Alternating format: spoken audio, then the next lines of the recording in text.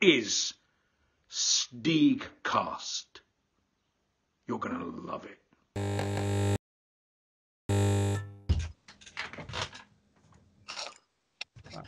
Excuse me.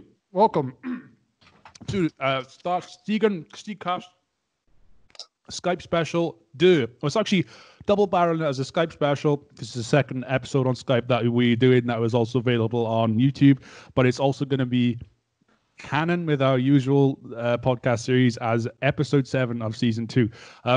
So this will also go out on some of the streaming platforms that we usually are on, like Podbean and Spotify and Apple and all that. So if you're listening on there, apologies for confusing you. Yeah, basically this is episode 7 of season 2. Yeah, and it's all about movies. We're going to keep it light. Just a quick disclaimer as well. The audio might not be as crisp as we usually do it, just because we're all doing this remotely. That's a very, very good point. We're making the best of the situation.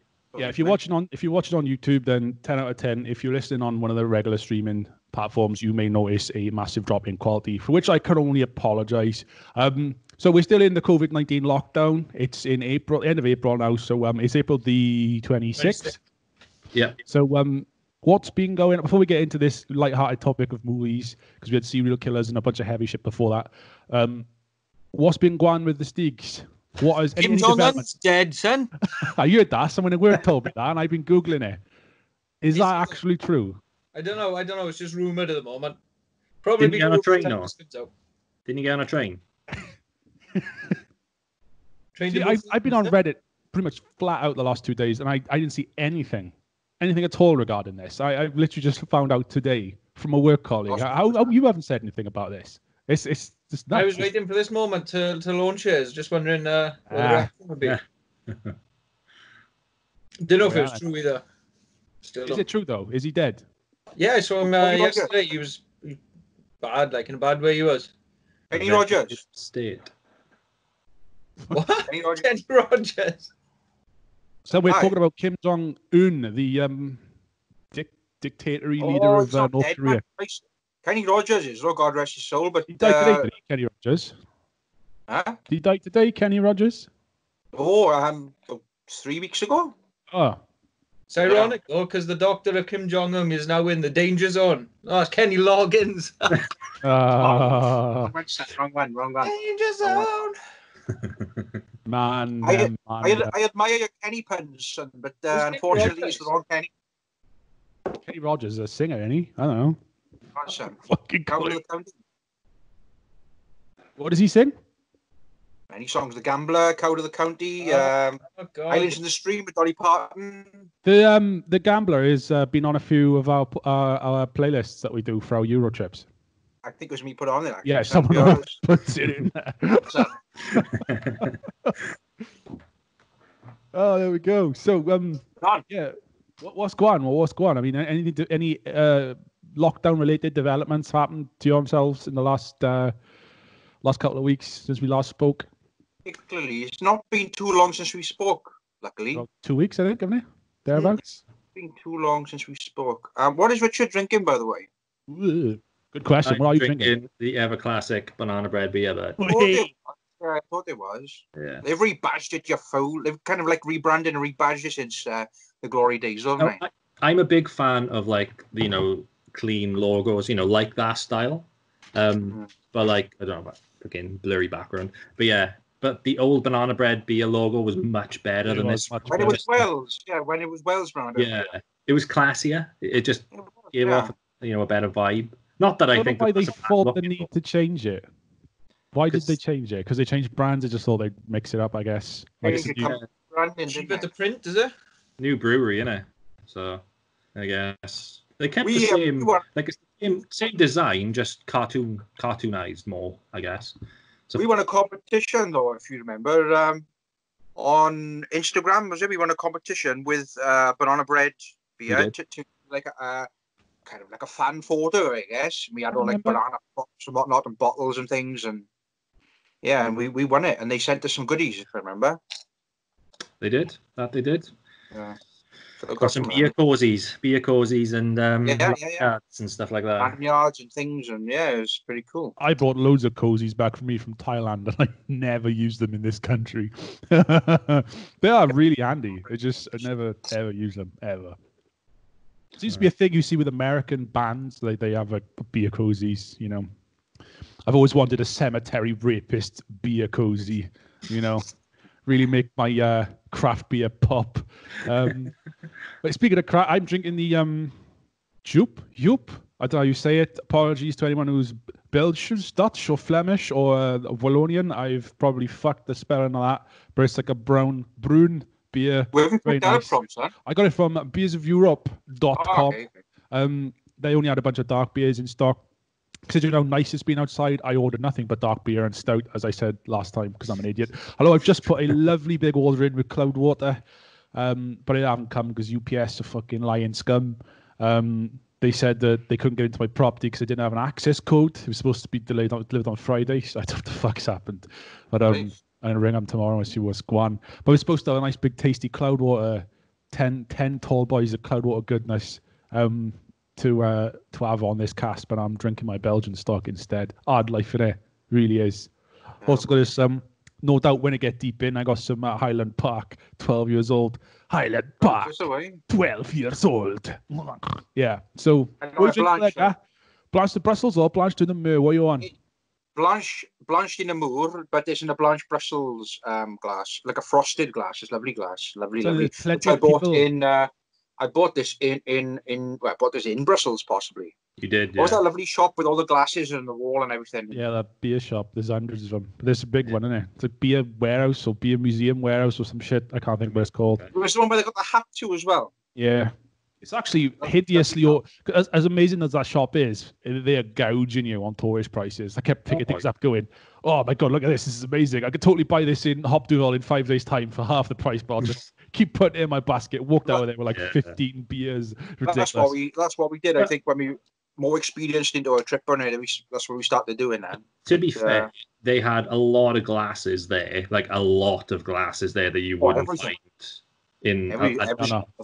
You'd have to nick them from pubs basically if you wanted them. There's those incredible glass selection. Incredible. It's a thing in Belgium, isn't it, that every beer has its own glass. Yeah, it must be a nightmare running a bar. You know what happens? Like, so they seem to have 2 or 3 of each glass for each beer. What if you got 3 people drinking, maybe not Chimay, maybe something really obscure, right? And it's flying off the shelves. What do you do when all 3 glasses are out? I think they give you I think it's happened to me actually. Yeah. I think they give you a similar one. Just a similar one, really. That's not acceptable. Everyone gets. I'm sure it's happened. Yeah, it happened in Beer Central in Antwerp. Beer Central is a shambles, with respect. Don't they have their own glasses though, Beer Central? Don't they? Or they have all different? No, they have all different ones. They do all different ones. But if they don't have the glass for the beer, they'll give you their own glass. And now that's a good idea. See, they got you covered. They got you covered. What are you drinking, Tom? I got a lovely Pepsi Max. I got a couple of lemons in there. Banging! Look at all those lovely lemons. I think I nicked it off my brother. So don't tell him. And I got H2O in a metal container. I bought this metal container probably off Amazon about maybe a year ago, maybe 6 months ago. It's great for keeping the liquid nice and cold on a warm day. Keeps your hot things hot, your cold things cold, is it, Sam? Don't put squash in it though. It kind of taints it a bit, and you've got to clean it out proper good then afterwards. Yeah. So I got a similar device for putting coffee in, and if you do anything other than black coffee, then it just bungs of milk. Even if I use like oat milk and stuff, it just stinks. It's howling. It's really you can't get the smell out of it. It's can't do it. It can't be done. Funny story. I ordered a bottle off Amazon, and an actual baby bottle came. Oh, maybe me. I didn't. Tommy Tippy. Just didn't cross my mind. I actually filled it up, started using it. I was like, this ain't going right, like, you know, and I had to dispose of that one. I would have had it off you, but yeah, you could have. I got a glut of Tommy Tippies knocking around you, ready for the little squid. Yeah, Christ, like. Can't knock them over, son. See, they knock them over and they don't come out. This really is a fantastic design. It truly is. Hence the name Tommy Tippy. Makes sense though, with beer, really, wouldn't it? Yeah. You could drink beer out of Tommy Tippy. fucking right. You won't, if you drop it, it's not. You don't lose any precious amber nectar. So anyway, if you want any SteegCast branded Tommy Tippies or vehicle comment below. Most def. Yeah. Probably do a SteegCast Teku glass if you can get them done in low enough quantities. But it's hard to find Teku glass is like the diamond-shaped wine glasses beer snobs drink out of. I know. So yeah, that might be worth looking into. I don't know. I've looked a few times. It's tough. It's hard to get low. I remember Pop and Hop's telling me it's really hard to get them in low quantities. I think he had like 50 done with Pop and Hop written on it. I think I was as low as you could get it. I might be wrong on the number, but he managed to bring it down. Place who Swansea does them. Anyway, I digress. So the topic of today's podcast/video cast is my neighbours looking at me like I'm a total fruit. All right. Yeah, but what it is, it's movies. It is simply movies, just to keep it light. We touched on it a little bit in the last cast. So basically what we're going to do is each of us have brought 3 films. Ian died 3 films into the SteegCast today. Not necessarily favourite films. There might be. I don't know the reasons why everyone's picked their films. In my case, it's just films I want to talk about. Or I hope that others in the SteegCast would watch. Now, even though we've had another 2-month delay to the original air date of this podcast, not everyone has seen every one of these films, which is fair enough. I'm absolutely fucking abysmal myself at Christing things. I always put off watching things all of the time. I'm awful for it. But I do believe in a really strange twist of fate. I am the only person here that has seen all the films on today's list, which is bizarre because I'm usually the one that has seen fuck all, unless some really dodgy fucking trauma film. Basically what we're going to do is we'll just go around, I think, one by one, taking it in turns till all 3 films from each person is done. And then we'll do the honourable mentions. And I got a little fucking ridiculously stupid quiz, to bring it back to old school SteegCast, just to finish off. Nice. That's my plan. And totally unintentional. I know no one's got it on the list, but we should probably natter about that for a little bit as well. About what? Sorry. Oh yeah, there he is. I did not. Yeah. I did a very scathing video review for this for the SteegCast, which has not been made public. I think we have contrasting opinions on The Room. Check it up, son. Check it up. I don't know. I've seen The Room twice, and I never want to see it again. Exactly. It is 1 time, 2 times too many. The one I can't believe I sat through it the second time. I don't know why. I actually had a headache watching it. It's the only film that's given me a headache watching. It just feels like eternity, doesn't it? It really does. It never really ends. Never ends. And with them, we watched The Disaster Artist as well, then. See, I enjoyed that. Yeah, that was good. That was good. Yeah. Yeah, it was good. I wouldn't want to watch that either, to be honest. I know the story now. But Greg Sestero? Is that his name? Yeah. I think he's written a book. I wouldn't mind reading that. For some actual first-hand. Like a biography. Yeah, it's like his biography about how he made it in Hollywood, and obviously the main skepticism was around it was, where was Tommy Wiseau getting his money from? Yeah. How old was he really? Where's he from? Huh? No, I think his name and his age have been made public. I can Google that, but his where his actual homeland and his money are still a mystery. Yeah, his birthplace, as Tom said, where from? Yeah, that's another one. Yeah, is he Austrian? Something. He's a bit Austrian or Polish or something like that. No one knows. I want to Google him, but I don't. I think I probably would give incorrect information. There were rumors that he got his money through leather works. Was it like jackets and things? I think it was. I heard that it was a really rich.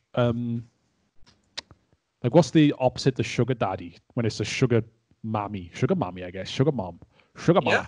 So yeah, it was a very rich elderly lover that bankrolled him. He was a But toy again, boy. all this just he was a toy boy. All this just adds to the ridiculous reputation and mystery It's surrounding him. quite I don't know if impressive any of this though, is in true. this day and age to remain anonymous like that in a way.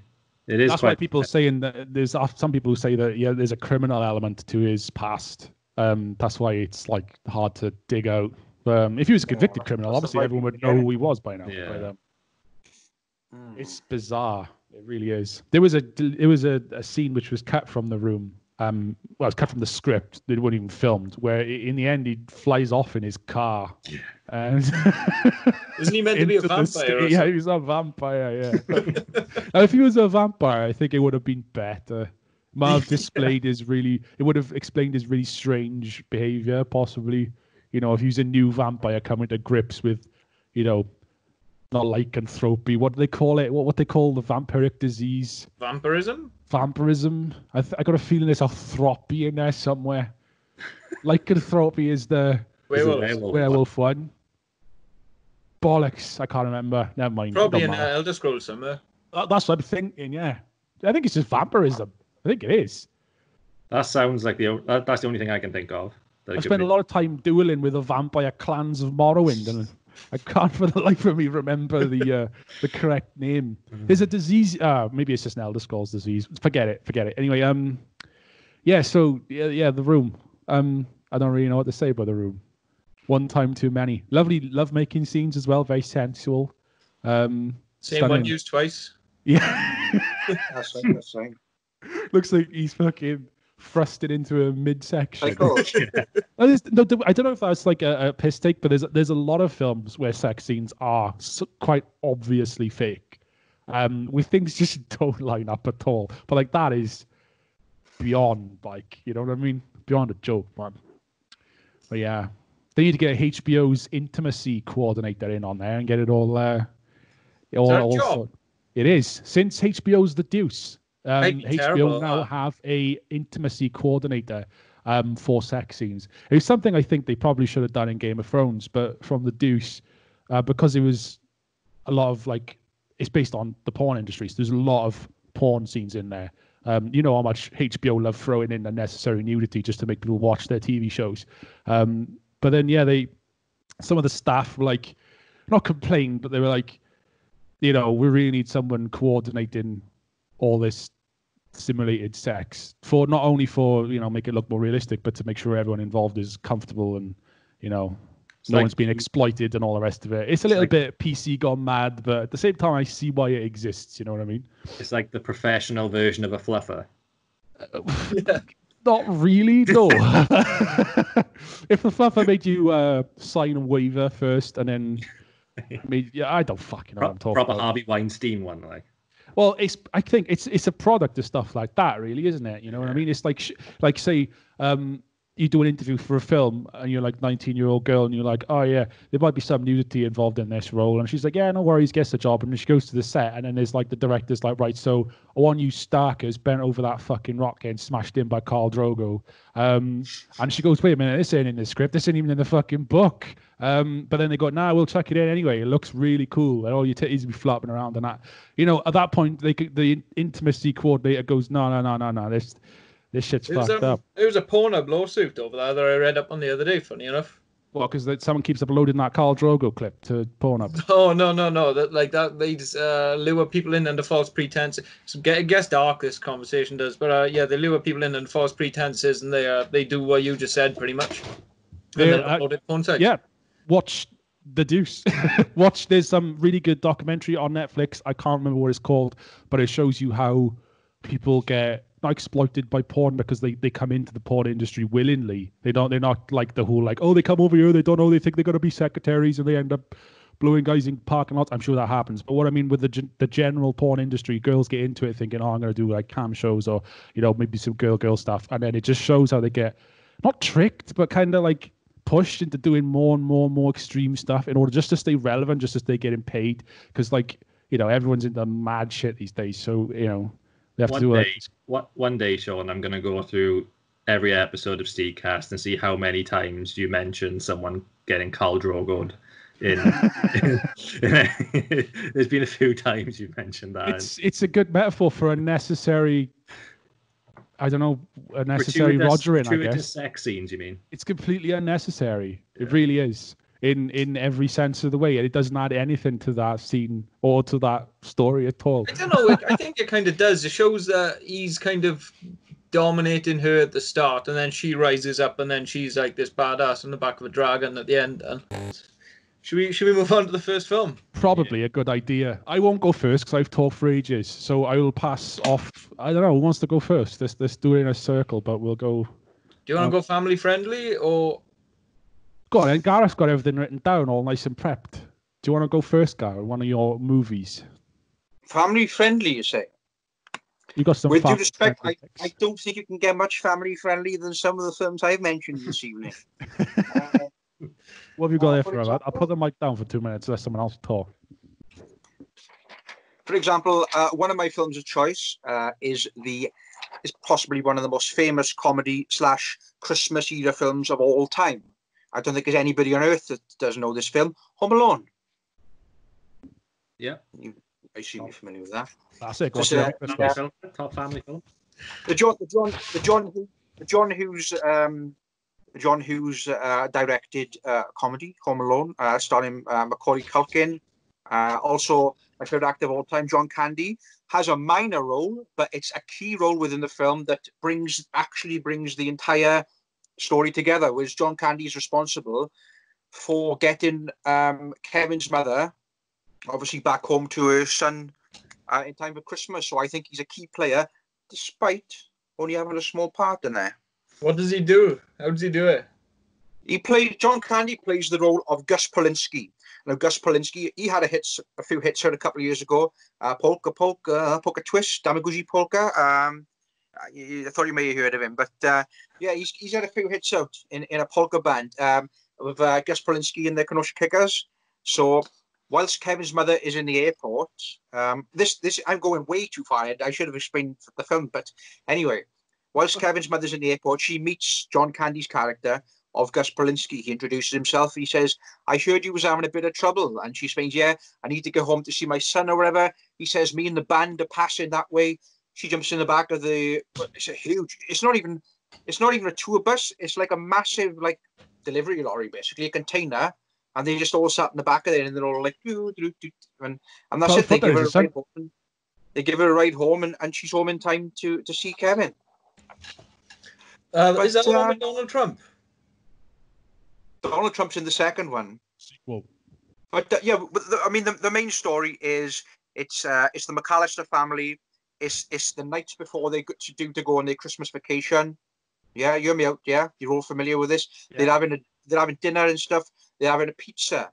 Now, Kevin's pizza. This is a major part in the storyline. Kevin's pizza gets eaten by his older brother Buzz, and Buzz is all like, "If you want your pizza back, someone's gonna have to barf it all up." And he's all like, he's shoving it down, big fat slob, greedy. Kevin charges him. It causes a huge scene. He obviously barfs all up and stuff. Stuff gets spilt everywhere. Huge family dispute. Uncle Frank says, "Look what you did, you little jerk." Fuller gets squished up against the chair, and you've seen that bit. Kevin gets sent to his room, which is the 3rd floor, which is where his cousin, who's actually Macaulay Culkin's brother in real life. But yeah, he gets sent to the 3rd floor. So obviously for being naughty. Next morning, Kevin gets up. His entire family has disappeared. Are you with me that far? I am indeed. Yeah, he's got terrible parents. His dad's a terrible, terrible person. But what happens that morning then, though, is as Kevin gets up and stuff, he sees his family disappeared. But the family got up. There was a head count once they went on the vacation in the minibuses. Now, a nosy kid from across the street comes over and starts sitting in the van, and he's all like, "Does it have automatic transmission? Does it have 4-wheel drive?" And he's asking all questions like that. So when one of Kevin's relatives is counting, she obviously counts the heads in there, and she assumes that's Kevin, and the kid's like rummaging through bags and talking on the drive and whatnot. So that's the plot line in terms of how he's not accounted for then, in terms of not being left. Did the family get on the plane without him? What's that? Sorry. Did the family get on the plane without him? When they get off the plane, they realise he's missing, which is bizarre. On the other side. No, The this other is side. it's the second one where he's running after his dad in the airport. That's not to cause confusion. That's my dad. Yeah, there's his coat. There's my dad. That's the second Is one. John Hurd the dad in the second one as well? I haven't seen the second one for quite some time. John, he's the late great. Yeah, I miss John Hurd. Yeah, so he gets left behind basically in the house. He's home alone or whatever. In that time, the wet bandits are scouting out the house, which is obviously Joe Pesci and Daniel Stern, the wet bandits. They're scouting his house out. One night, they appear there thinking that the McAllisters have gone on holidays. Kevin does a little bit of trickery with some like cardboard cutouts. You know that scene, of course you do. And he kind of he steers them off for the evening with a bit of trickery. They come back again. I think the second time through the cat flap. He sticks his head through the cat flap. Kevin uses an old gangster movie to obviously to get them gone again. It's the There's kind a of pub quiz question for you now. What's the name of that movie? Angels with Dirty Souls, isn't it? Or Filthy Souls? And then the second one. I don't know. Yeah. Should have looked that up. But it's kind of like AC said you got some dough for me. How much do I owe you? AC said 10%. Too bad AC ain't in charge no more. Is that a fact? You know, and it's like, leave her on the doorstep and get the hell out of here. And then, Snakes. I'm sure I know that name, Snakes. He's like, and then off they go. Then he's got like all bangers and firecrackers and stuff going off, haven't he? And yeah. So then that's them gone again. But then I think they kind of click on then that Kevin is home alone. They click on he's home alone, and then obviously they come back then, and he's fucking ready for them. Then, excuse my language, he's ready for them. Or then he's got all the traps set up. Fucking ready for him. What would otherwise, right? This is the thing. What would otherwise class as extreme violence? Yeah, it is very extreme violence. Somehow slapstick comedy. So, If this was anything else, like a Saw film or something, right? It would be extreme violence, but because it's Home Alone, it's slapstick comedy. When he's going up the stairs, cringes me out every time. We go up the stairs and that thing flies down, and fuck, that's so rough. Yeah, I can't remember what hits him in the head. I don't know. It's grim. There's this YouTube channel that actually recreated all of the stunts in Home Alone, the traps, to see how deadly they actually were and how you could execute them. And some of them are like the one on the stairs, for example. That would just snap your neck. You'd be dead instantly. But did you have like medical people saying like what injuries you'd have and stuff, wasn't it? Yeah. Yeah. I've seen that. And then they were trying to recreate them. So like they were the doorknob one where they heat the door. He heats the doorknob up and he burns his hand on the doorknob. You would have to have a tremendous amount of heat to heat that doorknob to the level to burn your hand, basically. There's no way you could have done that, you know. I've got brass doorknobs. We should try it. Yeah. Why the hell are you just like a chicken? Remember that bit? He's like, yeah, carry on, guy. But no, I mean, that's more or less the plot. Obviously, then they come back. Kevin's ready for him and stuff. There's various different traps and booby traps and whatnot. Old man Marley then from next door, then he comes in when Kevin's like hung up on the door and he's like, I'm gonna break his fingers, I'm gonna all this kind of stuff, whatever he says, Joe Pesci, innit? Shovels him over the head, rekindles the friendship then with the neighbour who Kevin was previously terrified of. If you remember, Kevin used to be terrified of the neighbour. He's a very spooky looking individual in the shop, and then Kevin runs away, obviously, because he's so scared. He ended up stealing a toothbrush. Jimmy, stop that boy. You know what I mean? I can act this film out. I could literally act this from start to finish, but we don't want that. Nobody wants that. So, yeah, but that is Home Alone, really, essentially. And as I said then, moving on then to obviously the family realise Kevin's not there. The dad goes his separate ways with the rest of the family, but then the mother she's trying to get home to Kevin quickly as possible. John Candy, Gus Polinski, gives her a ride home. They arrive home. There's a scene then where the father goes, honey, what's this? And it's obviously one of the gold tooth, which is, again, a prominent little bit of iconography within the film, the gold tooth in it, which has obviously come out, and the father finds her on the floor, doesn't he, at the end, and he says, honey, what's this? And it was the gold tooth, wasn't it? But yeah, I mean that's the basic plot and outline of it. I mean, everyone I assume enjoys Home Alone, whether they don't want to admit it or not. But Yeah. So why is it a film that you like really enjoy? Why does it appeal to you so much? I just think it's so universally loved and well known that it's impossible to hate against Home Alone. How can you possibly go, oh, that's a terrible film, you know, oh, it's terrible. You can't. Everyone likes Home Alone. It's very enjoyable. I think it's a pioneer of that era as well. That's an era that's gone. Now, you don't get stuff like that. The John Hughes classic friendly family comedies. You don't get nothing like that no more. You don't get it. Quickly gonna log into IMDb to see if there's any really low reviews for Home Alone, just to see what people have said. I'm really surprised, I'll be honest with you. It's a family love favorite. I'll see if I can find one now. I guess tomatoes would be a good. You can put on time and time again and just enjoy. It's fantastic. It's one of my favorite films. As I said, I more or less know the script from start to finish. My favorite films of all time. I like other John Hughes films. I like other films. John Candy's my favorite actor of all time. You know what I mean? It ticks all the right boxes for me, basically. The film was called Angels with Dirty Faces. You were almost there, to be fair, guy. You were on it.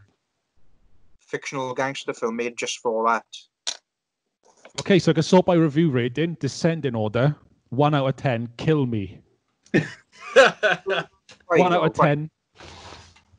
I think these might be jokes. This movie served merely as the platform for Home Alone 3. Not only was Macaulay Culkin not nearly as good as Alex D. Linz, but the fact that it took this franchise 2 entire movies to build the scene for number 3 was rather disappointing. That's Home Alone 3 you're talking about, which in my book doesn't even exist. This has got to be one of the most mean-spirited movies ever made. To categorize this as slapstick is an insult to all the actors from the distant past that really perfected this genre. But there's loads of 1-star reviews. Is this a comedy? ? Way too violent. This got a PG ? Is this a Christmas movie? Why? Fucking hell. Who are these people? Who are these people? Like, they sound really fun people. You know what I mean? Who are these people? Internet trolls like me, probably. But yeah, mental. John Hurd. I always known John Hurd as the dad from Home Alone, but John Hurd has actually been in a lot of less than reputable productions. He was in the first Sharknado. He was in Sharknado, yeah. He saves a dog from being eaten by a shark by putting a car window through with a bar stool. He's in Chuds, the 80s like New York cannibalistic humanoid underground dwellers. People are dumping radiation underneath New York, and it turns all the homeless people into radiated zombies. He's in that. Sounds good. It's awful. He's in The Sopranos as a Ben Copper. He was in Homeland. I want to say Homeland. Possibly. He's the senator. He's the senator in Homeland. Is that the show with the guy from Fringe in it? The ginger guy, Damien. It's the ginger guy who's found Allah, and that girl is the most mental CIA agent ever. It's a terrible show. It really is. And it's like, is it Mandy Patinkin? The guy from Criminal Minds? He's in it as well. I don't know about. Yeah. It's shit. Yeah,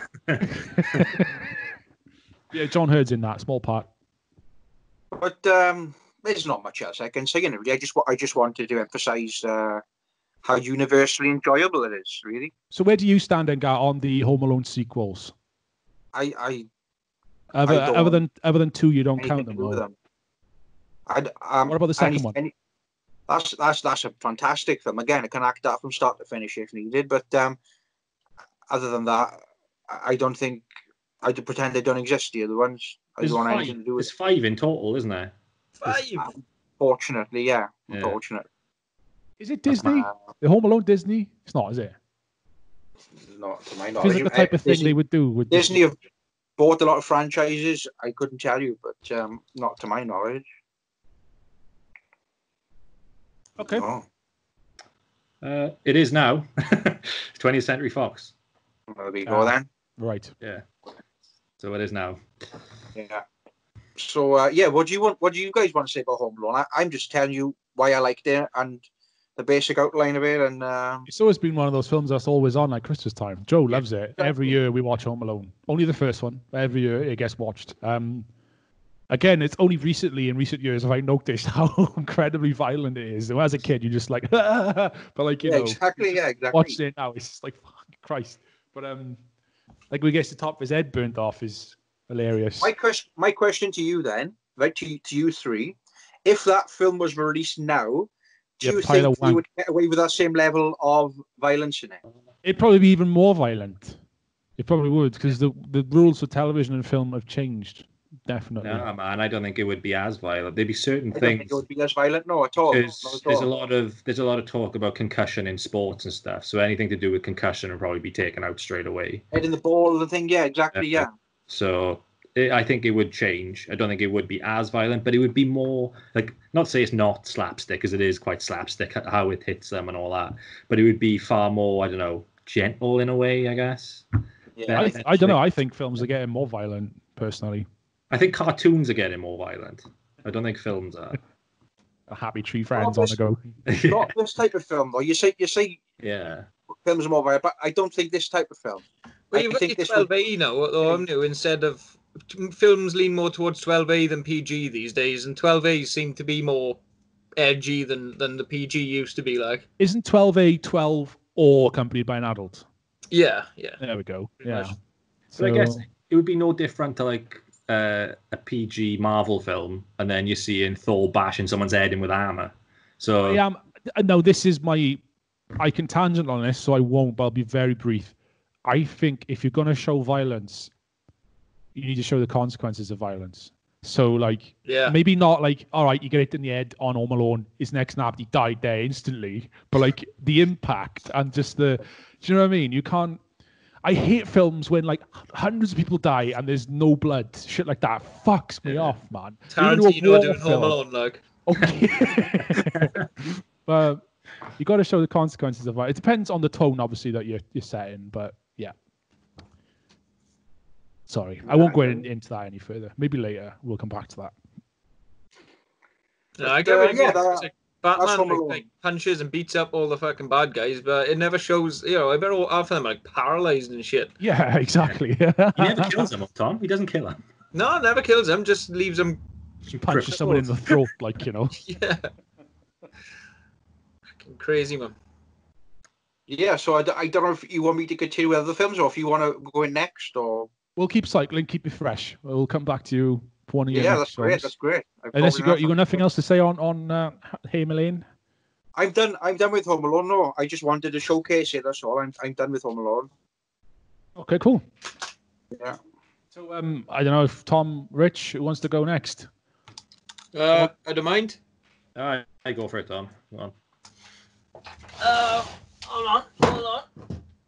Oh, I don't even know. I'm not going to spend half hour looking for that. Some kind of mental breakdown. One that Right, son. God, I can't remember how old I was when I first watched this, but I didn't watch it when it first came out because I would have been about 8 years old, I think it was. Hold on, let me get that up. I would have been 9 when this came out, and that is Fight Club, and I'm pretty sure everyone's seen Fight Club. Oh, I've seen it 28 times. 1999, that was Fight Club. 99, is it? Yeah. Directed by David Fincher, and I think this is one of the only ones where I prefer the movie to the book. The book is a different ending, doesn't it? It's drastically different, if I recall.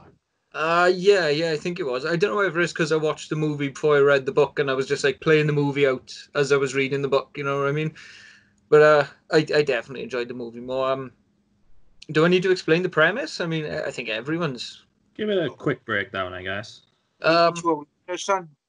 Pretty much you get this unnamed narrator who's fed up with his life. He's white collar job, going through the motions every day, looking through the IKEA catalogs, and he's having a shit, and he just gets fed up. So one day he just kind of he meets this fella called Tyler Durden, and Tyler they go to a bar together late one night. They have a few drinks, and Tyler opens up this like different underground world that Jack, which isn't the narrator's name, but we'll call him Jack. He didn't know really existed. So he drags him down into this underworld, and it kind of liberates Jack from this white collar life.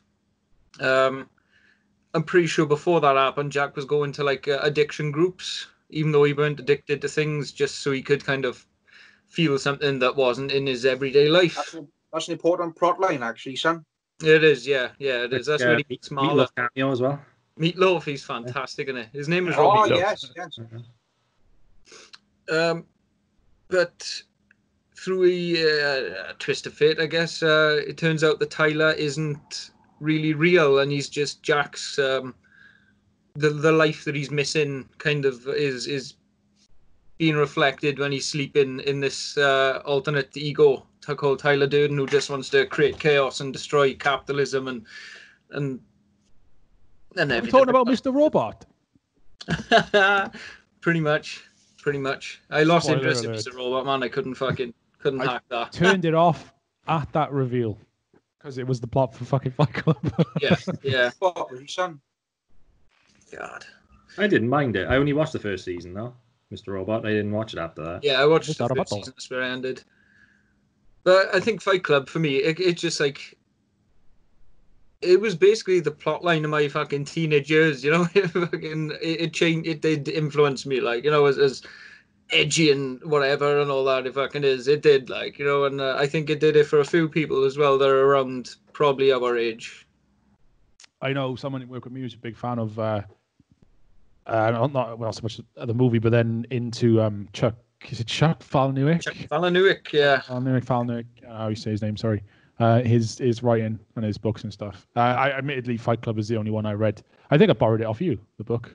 Yeah, I think you did actually. Yeah, I think I lent One Flew Over the Cuckoo's Nest off you at the same time. It's a cracking one. That's an odd one. That is.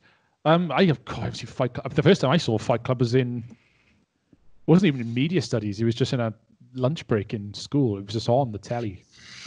It's a heavy thing to watch in. Yeah, this was Christ, you were our sixth form teacher. Psycho Jones. Psycho Jones. There's it all. Who was probably had more influence on me than I would like to admit. Who kept on about bands like Emperor and Godflesh. Emperor didn't stick. They're absolute trash, but Godflesh is probably one of my favorite bands ever. So, you know, shit like that. He's good. He's good. Yeah, he's a bit mental, but he's a good guy. And he's always watching mad films like Fight Club and stuff like that in class. So, yeah.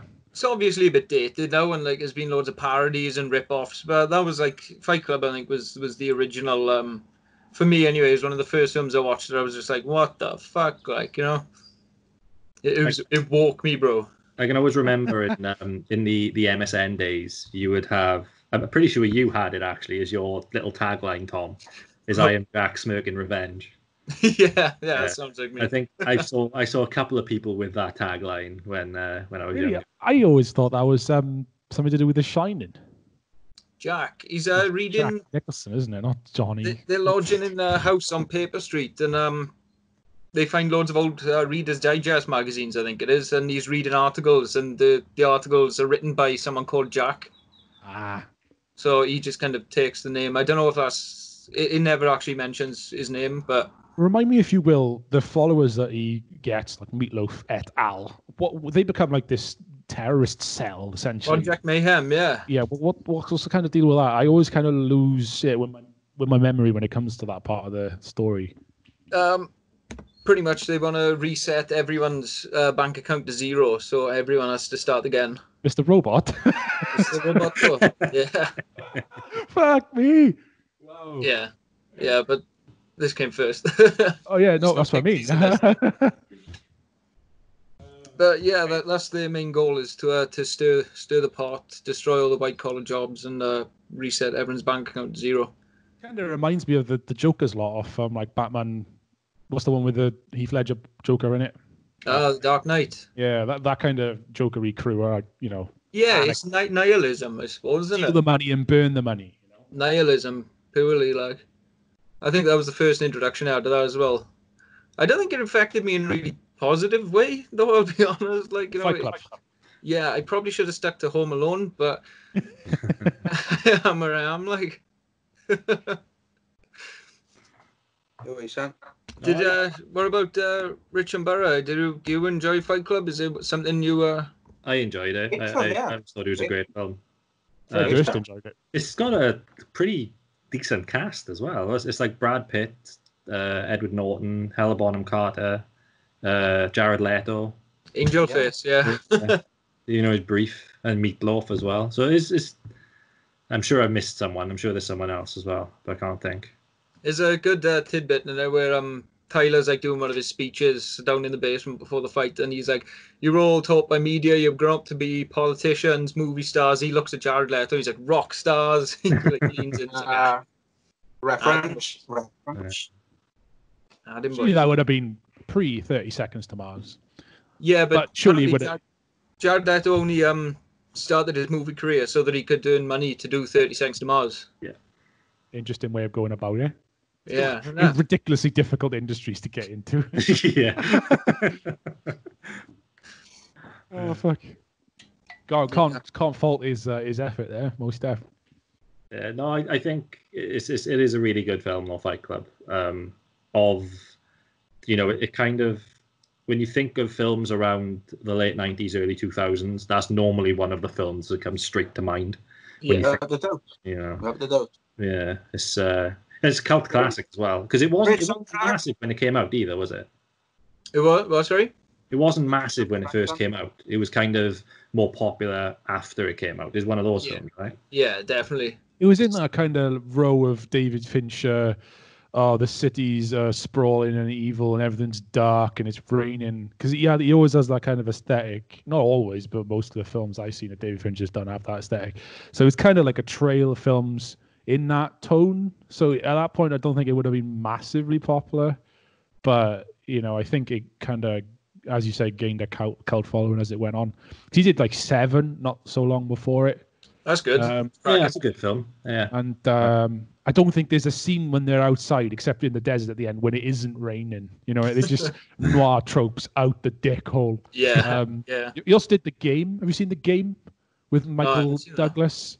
That is a good film. Bit OTT, but that's a good one. And he did Alien 3. Just looking, I didn't know that. Not a good start there. The Social Network. I didn't know that. That's a bit of a tone change. Yeah. Social Network. Yeah, David Fincher did The Social Network. And then he did Girl with a Dragon Tattoo, which again is dark and gritty, kind of like that, in the same way as Fight Club. So, not a lot of people actually know, though, there's a Fight Club 2. There is. It's a comic book, is it? Just a comic, yeah. Yeah, it's...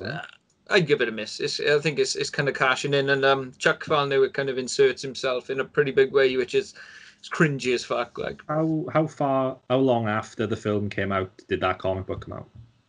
I remember picking up when I was in Amsterdam in Hank's bookshop. Were you with me? Yeah. Do you remember what that was? Pardon? In Hank's, it was about 2016 or something. In Hank's. Oh, was it released in 2016? No, that's when Tom picked it up, though. I think the last, unless it was a Steegen trip, the last trip you guys had with your cousin and stuff, that was in September 2015. I know because I recently started. That was it. I recently started employment with a company that should remain nameless, and I flew over for the weekend. You were over for 4 or 5 days, and I went over for 2. Yeah, it was there very briefly. Just looking it up now, it's May 2015 it came out. So that's would have been 6 months ish. No. It was 2015. We was there in, as you said, the September, was it? Yeah, September, possibly October, but I'm pretty sure it was September. That's when Tom bought it, brother. Tom bought it from Hank's comic book and manga store. That was it, yeah. That was it. Hangle Dangle, Frank. It's kind of the same premise, though, that Jax thinks he's got himself back to normalcy, but he's going to see a shrink and all that because of his problems. But Tyler's like paying off the shrink to tell him certain things and to keep him a secret from him. But he's really still building his criminal empire of the Project Mayhem behind the scenes. Kind of the same thing. Like, they've still got the house on Paper Street and still going strong. I love the bit where the plane explodes. Yeah, that's a very good scene. And the bit where he's on about his job as well. They ask him what he does. He's car insurance says, I can't remember the exact name of it, but he says that if the cost of a death is more than the cost of going to court, they just pay off the people. Like, when that happens in real life, like, insurance and stuff is a fucking pit. Grim reality. Yeah, it's the grim reality of capitalism, r/late stage capitalism. That's what the old film's about. It's kind of like almost an extension. It's not almost an extension of, but I get American Psycho kind of vibes in that it's someone who's like just completely bored of their existence and like deals with it in obviously a completely different way than American Psycho. But, they just detach themselves from normal everyday life. Like they don't want to be a sheep and go and follow the road that everyone else takes. They want to. I get it. It's like the mirror, isn't it? It's like a complete opposite of who they are. Like in both films, it's like Patrick Bateman is he's a dressed up yuppie, like, and he just goes berserk. Yeah. I love that film so much. Yeah, that's great. We'll just look at it, eat it. Is it Did you just read the to book? stare at it, eat it? Yes, the book is a trip. Putting Definitely. hamsters at people and stuff like. A urinal cake as a sweets and shit on. Now how that didn't get banned, I'll never know. It did in a few countries. Ah, right, okay. Good No book. way, sir. Not off the top of my head. I don't. It pulls no punches. Definitely. It doesn't. Yeah, that's the right phrase, isn't it? Pretty sure there's one part where he's walking around, he's got a hard on, he's got someone's severed head just hanging off his dick. Jeez. Yeah. Who's up It's an next? interesting one to talk about, but Richard, Yeah. Next. Huh? So the first of my three films is the action comedy Hot Fuzz, which is I think the three films that I picked today, they more or less are some of my favorite films, at least. This is by far my favorite British comedy, and it's tough to say that because there are some cracking British comedy films that have come out, but this film. Perhaps the bean. This film is just, it's bonkers in all the right ways. So quick breakdown. It's set in the West Country village of Sanford, and Simon Pegg's character moves from London, where he is like, this uber serious cop, to this really quiet village where nothing ever happens, and they win like Village of the Year award thing year in, year out. They have no crime, nothing, and it's all really weird. And what happens after that is, if anyone knows of the ITV show Midsummer Murders, it's basically like that on cocaine, going just all the way through. And the reason why they don't have all the crime is because they basically kill anyone who will get in the way of them winning this big award for the town to have, which is insane. But it's a film that is incredibly quotable. There are some fantastic quotes in this film that come up in everyday life for me, at least, especially when I'm in work. There's so many. Good. Great or good, yeah. All that stuff like. God rest him. It's just so fun. And like, I can't sell this film enough to people who haven't seen it, because like there are some people, one person in particular I work with who hasn't seen it, and I like, whenever it's brought up, I'm just like, fucking watch Hot Fuzz, like just fucking watch it, because like it's such a good film, and anyone who hasn't seen it needs to see it, regardless of where you're from in the world. It'll give you a good insight to British humor, like at the ground level, I reckon. Like that is, if you've never watched, like if anyone watching this has never watched a British comedy before and doesn't know if they understand British comedy, Hot Fuzz is like the best film to watch. Start off like straight away. I would say that is the best comedy film to watch first off. You wouldn't have them go canonical with Simon Pegg movies and start with Shaun of the Dead. Yes, so it's starring Simon Pegg and Nick Frost. It's part of the Cornetto trilogy, which consists of Hot Fuzz, Shaun of the Dead, and World's End. I thought Shaun of the Dead is a brilliant film as well. I don't think Shaun of the Dead is that far off Hot Fuzz. I think Hot Fuzz is the better film, but Shaun of the Dead isn't that far behind it. But World's End didn't really. I haven't seen it, I'll be honest. It was okay, but it was nowhere near as good as the other two. There are some crossover. Obviously, I think they said that with each film they wanted a different flavor Cornetto for each film, basically, and that the Cornetto is a theme going through all three films as well. Just a random thing to have. It's got some good so it's got some British actors in there. Hang on, let me get the thing up. So you got Timothy Dalton, who's a former James Bond. Jim Broadbent's in there. He's in fucking tons of things. Was the guy who played the Hound as well in Game of Thrones? Yeah. Yarp. Oh, Timothy Dalton is the is he the property developer guy? No, he is the supermarket owner. He owns what supermarket now? It's a I forget. It's like Safeway or something. Yeah. I can't remember. Yeah, he's that, and and there's also like Bill Bailey is in it as well in a pretty minor role. No one tells me nothing. Obviously, like Martin Freeman is in it as well. Olivia Colman in a really small part. Yeah, and I think Steve Coogan's in it as well. He's at the beginning. Oh, he's the police superintendent or whatever, in London. Yeah.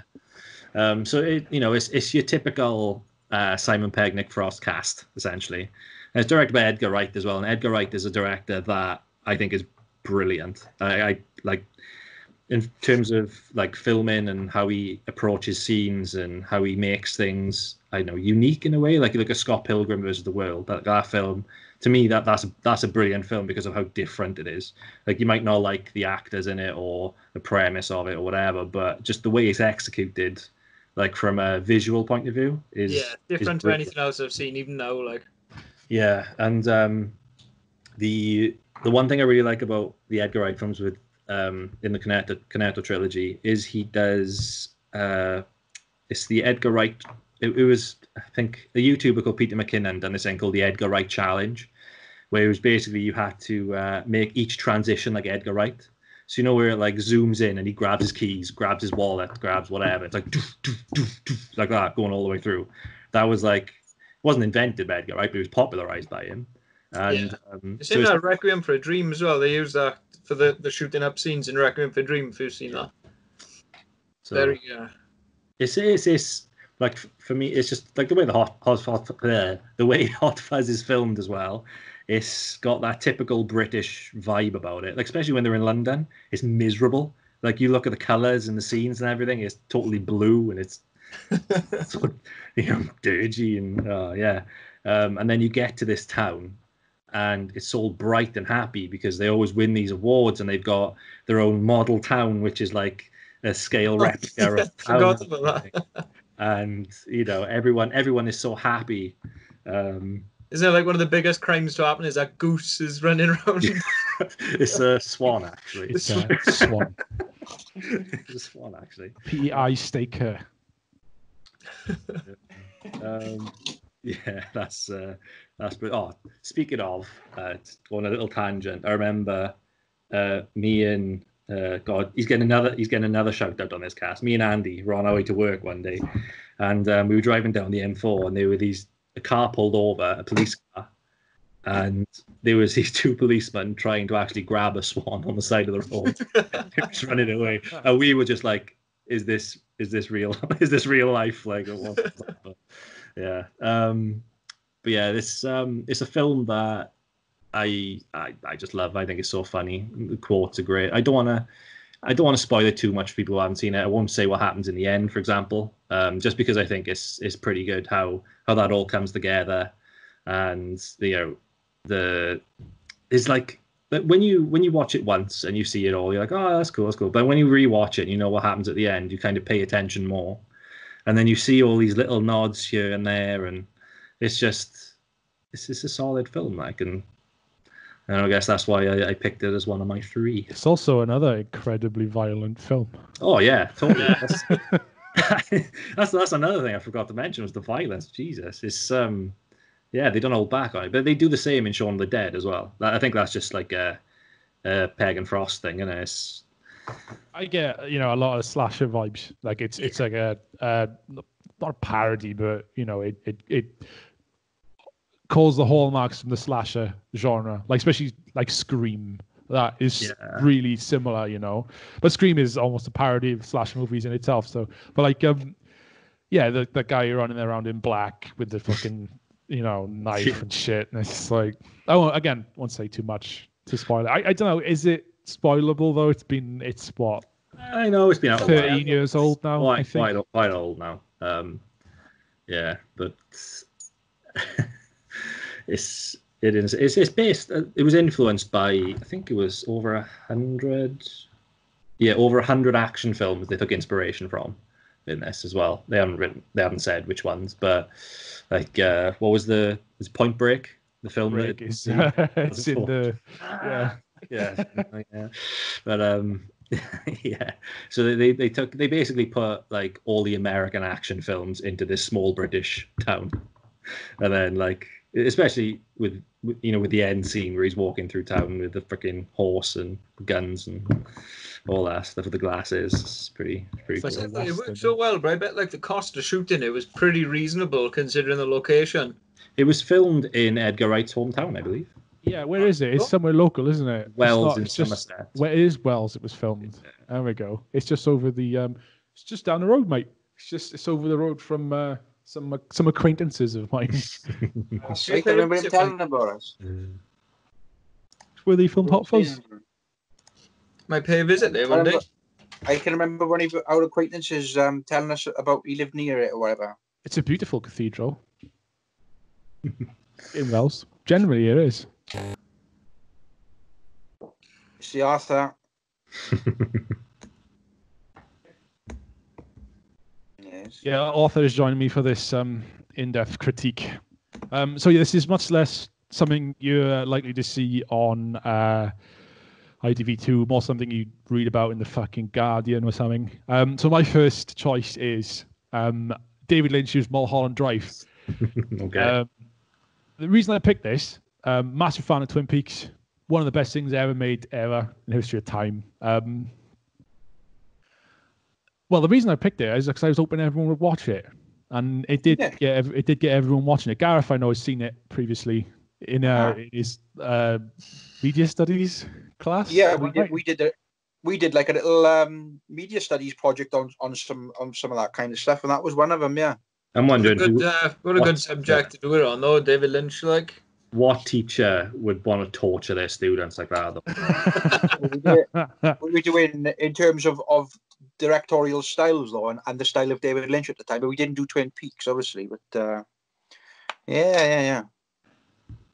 I'm glad you suggested it, though, because it was on my list for ages. Because you introduced me to Twin Peaks, and I loved that. And watching Mulholland Drive is kind of in the similar vein. It's very similar, isn't it? Yeah. It's got that vibe to it. Instantly. I remember the first time I put it on to watch it, it was with Joe, and within the first, I don't know, minute or two, when Naomi Watts is walking out of the airport, she was like, "Has this got anything to do with Twin Peaks?" Because they all talk like they're in Twin Peaks. And I was like, "How did you know?" It's like, I'm not watching this. Turn it off. That style of acting, do you know, like the old couple when they say biter and stuff? Yeah. It's like that spaced, that weird style of, I can't explain. Hangs the camera, this is Lynch 101, hang the camera on someone just a little bit too long. And it's just like, everyone's kind of just... It's fucking great. Like, and that is drawn out to massive effect in the latest Twin Peaks series. Not just minutes, we're talking episodes of just wall climbingly frustrating stuff, but it's in hindsight brilliant. But anyway, Mulholland Drive, it's a bit of a bizarre one. It's basically just a recap. It's a film about a woman named, I think it's Betty, I guess confusing. So Rita. It is Rita, yeah, Betty and Rita, that's right. Betty comes to Hollywood and she's staying in her like cousin's flat or some shit, and then she meets this woman who's like hiding there. She's had a car accident. Her name's Rita. She doesn't know who she is. So the entire plot of the film is basically trying to figure out who Rita is, because she's got amnesia from the car accident, and it's intertwined with these little vignettes and little storylines which go all over the place. And then there's this moment where it turns out that none of that's actually true. The woman's name is Diane, and the other woman's name is Camilla, and she's actually her ex-girlfriend. And there's some crazy plot where a lot of things don't really add up. I mean, it's hard to parts are you explain, referring to there? really. Say again. Which parts are you referring to, Blair? Which part am I referring to? Yeah, that don't add up. Well, most of it, to be honest with you. Entire film. No, so basically, it comes. It's about 2/3 of the way through the film. You realize the story you've been watching is a dream, a mental illness, alternate dimension. Who knows? And you wake up with this woman in her actual washed out life. So basically, I think what you see, I don't know what it is. I think it's like I'm going to say it's a dream of someone who's gone to bed having hired the assassination of their ex-girlfriend, and then is dreaming of this perfect world that they thought they had, but they're just a washed-up actor and they hate their life. Are we doing spoilers? I mean, it's old enough, isn't it? We could do spoilers for Mulholland Drive because it makes no sense. Anyone who watches this is gonna. I think it could be like the kind of life flashing before your eyes kind of thing when she's dying at the end. She's dead, and she pretty much. Well, when they find her in the dream, she's dead. Diane Selwyn is dead. So. But she kills herself at the end as well. With Exactly. The old people are So I think the whole thing is like her picture perfect reality of what she wanted the world to be. Whereas in reality, she was just living, slumming it, fudding herself senseless in that apartment. Yeah, I would have thought a video of Naomi Watts masturbating could be so disturbing. It was sad masturbation, though, wasn't it? It was a cry wank, wasn't it? So, like, this film was really hard to watch. I watched it in 2 parts because I fell asleep halfway through it the first time. And so I didn't understand, and I think I'm going to bring this bit up because I brought it up when we've talked about it. Is the horrible face of the jump scare bit, basically. I hope I never see that face in real life. It's Smoothie from Happy. Happy, yeah. Dan, I think his name is in that. But I've looked up a bit into this because I was a bit confused with that, like you were. But apparently, I think what you need to know is the original idea was to have Mulholland Drive into like episodes. It was meant to be a series. It was a cancelled pilot. So I think that the hitman scene that just doesn't make sense. Well, the hitman is the guy who ends up killing Camilla. But he just ends up killing like everyone on that floor. But yeah, they're all mixed up. But I think Dan Smoothie was applying for a job in like Wendy's in California. Is it? Yeah, is it Wendy's? A lot of stuff happens in that restaurant. Is it? Yeah. But they're in Hollywood. Who goes to Hollywood or wherever they are to apply for a Wendy's? So it's like a reflection. The homeless guy, is a reflection of what he could be. It's like a nightmare of what reality could be for him if he didn't get the job in Winkies or whatever it's called. Winkies, that's the badger. Yeah, Winkies. And he's like, it's like faced with reality. So like I scene, did that hands down is the best scene in the whole film. I did get the whole sort of dream sequence. Like first 3/4 of the film was like a dream, then the last quarter or last third, I guess, was real life. Because when she's in the cafe talking to the hitman, and the woman who's actually serving her a drink is called Betty, so that's signaling she's the waitress. Yeah, I think. I don't know, but I see what you're saying. There's a similar thing with the woman decides her name is Rita in the beginning. She looks at a poster of Rita Hayworth, an old actor. There's a woman on the wall. It's a pinup of Rita Hayworth, the old classic golden age of Hollywood kind of era, actress, Rita Hayworth. So I think it's like, I don't know. I think to say it's a dream doesn't do it justice. Yeah, it was all a dream. Fantasy, really, I guess. Yeah, it's like, I don't know, and it's hard for me to explain because I don't really usually like this type of thing. I don't know what it is about David Lynch that draws me to it, but it's not really my, I prefer things that are a bit more straightforward usually. But it's to do with the mood and it's the way it's filmed. It's awkward and it's quirky and like it's like up here, like sickly sweet, like melodramatic, and it's down there fucking terrifying, just bizarre, and it is it's all over the place, and it's like somehow manages to paint these like dreamscapes. You constantly feel like it's a dream. Do you know what I mean? It's really weird, and that's what everything's perfect, like in the dream. And it's the same thing that kept me watching Twin Peaks, because when I started watching Twin Peaks, I heard again it was so weird, it's so brilliant, it's amazing. I was watching it, I was like, what the fuck is this? It's just some small town drama. Yeah, took me like 5 attempts to finish the first episode. No, same. I watched the pilot. It's like an hour and a half long. It is not an easy thing to watch. It's like, it's like all these kids in this tiny town and their friend died, and you're like, I don't care. Like, you know what I mean? You don't care. But then there's this underpinning like sense of dread, like nothing is quite right, and you don't know what it is. And I think it's a combination of the music and, like I said, that really awkward like way of filming things, like focusing on people's deliveries and stuff. All really slow dialogue. People just acting in the most bizarre ways.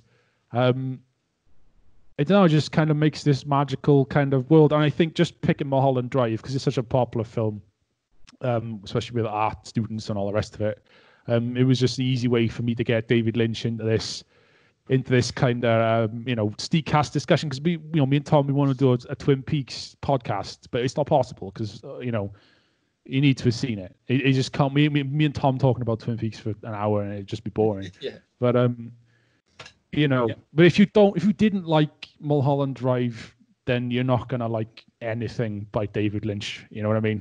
It's the other scene which was just bizarre was the whole director and the coffee bit, and all that.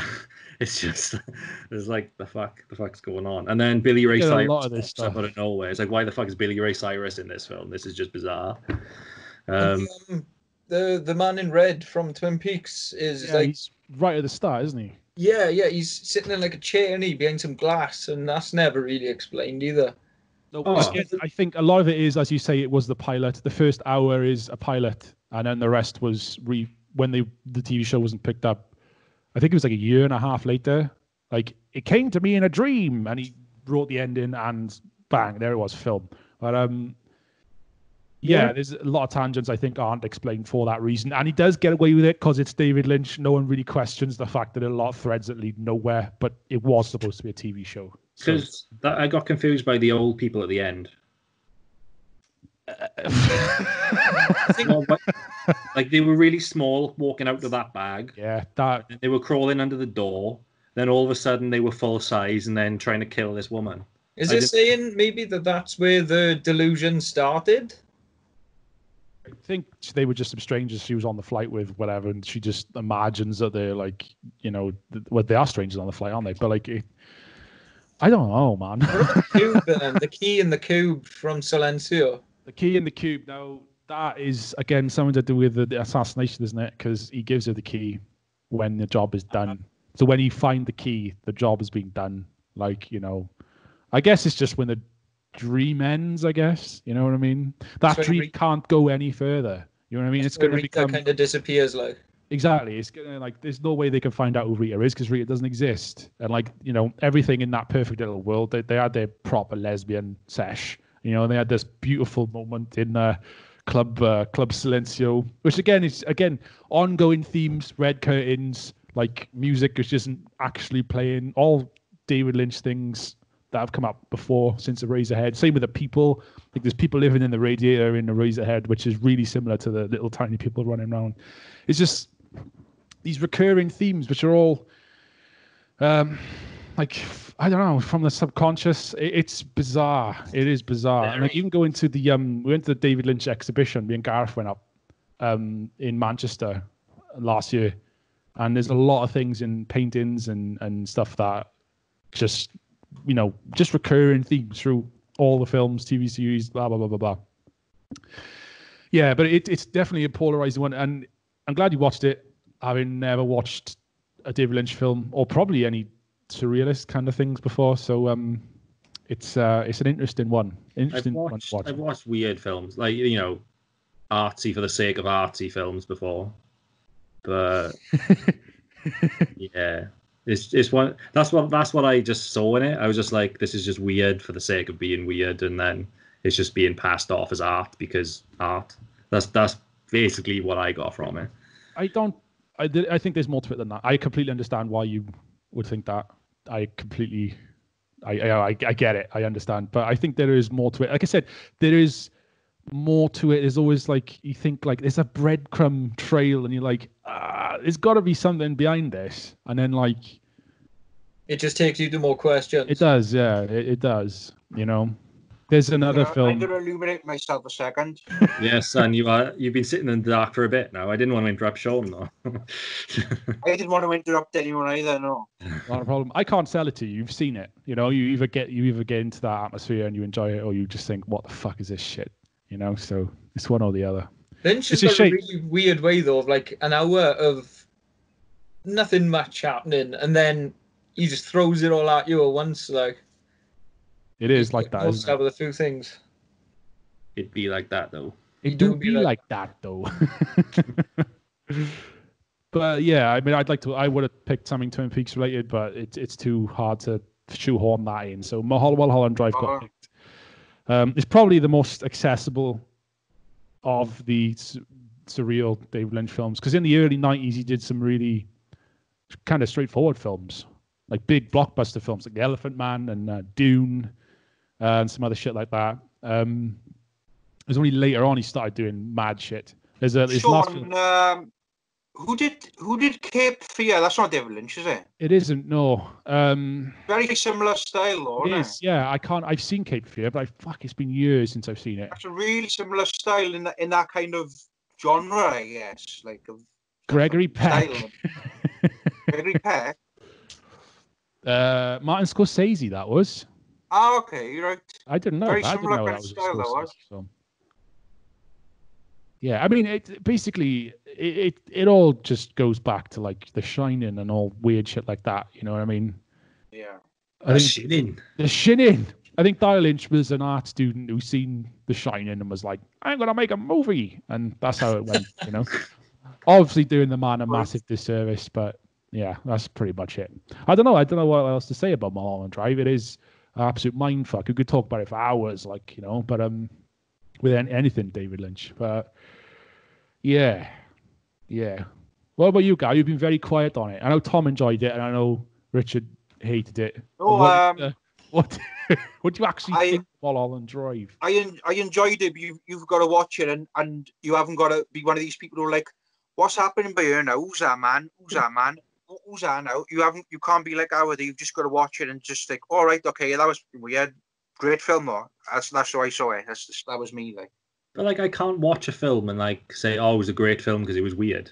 Like, it has to make sense. Like, it's got to have something that ties the story together. It can't just be all these scenes and then just go nowhere. Sometimes that's nice, though. Sometimes it's a nice escape from reality to just have that kind of whoa. Like, I like that. I think that's good sometimes. That's a nice kind of escape. You bang on though. Sometimes that is life. Like, you know, sometimes you don't get the answers. Yeah, well, that's what. That is one of the things that I think it was Mark Frost, Twin Peaks writer, said. Life is scary and beautiful and terrifying, and it doesn't make sense ever. So it's all those things wrapped into one little package. Like, did Frost have a hand in Mulholland Drive? No, not at all. Not at all. Ah. Mark Frost is a TV writer. Does all this normal TV stuff, and then did Twin Peaks, which makes no sense. Yeah, weird. But Twin Peaks is one thing which should never have happened, but it did. And I don't know, I won't start on that. I'll be here all fucking night otherwise. But yeah. Season 4, though. Season 4, Twin Peaks. He says it's not happening, but he said a lot of things are never going to happen, so. I think it might. He said Twin Peaks is dead. It's never coming back. And then it came back, so. 25 years later. Have to wait another 25 years, yeah. All the casts will be dead. Is what it is. Here's what it is. I want David Lynch to direct an episode of Black Mirror. Yeah, that would be fucking perfect great. for him. That would be an Ed fuck of an episode. See, you know, that's an example of like surreal stuff that is really good. Is Black Mirror. Like that stuff is like weird. It is weird, but it's also scary at the same time. But it does have a story, and it's like good weird. It's one of those things. Whereas, you know, like I said with Mulholland Drive, I just didn't feel it went anywhere or there was any point in it being there. It was just like, you know, I don't know. I as you can tell, I wasn't a fan, but you know, that's my opinion. I recommend you his final film, Inland Empire. That's you should watch that one. You love that. It's like 3 hours long, and it makes. Well, I'm just gonna say it makes no sense. It's like 3 hours of completely detached scenes. It is basically the smaller bits, but as a film.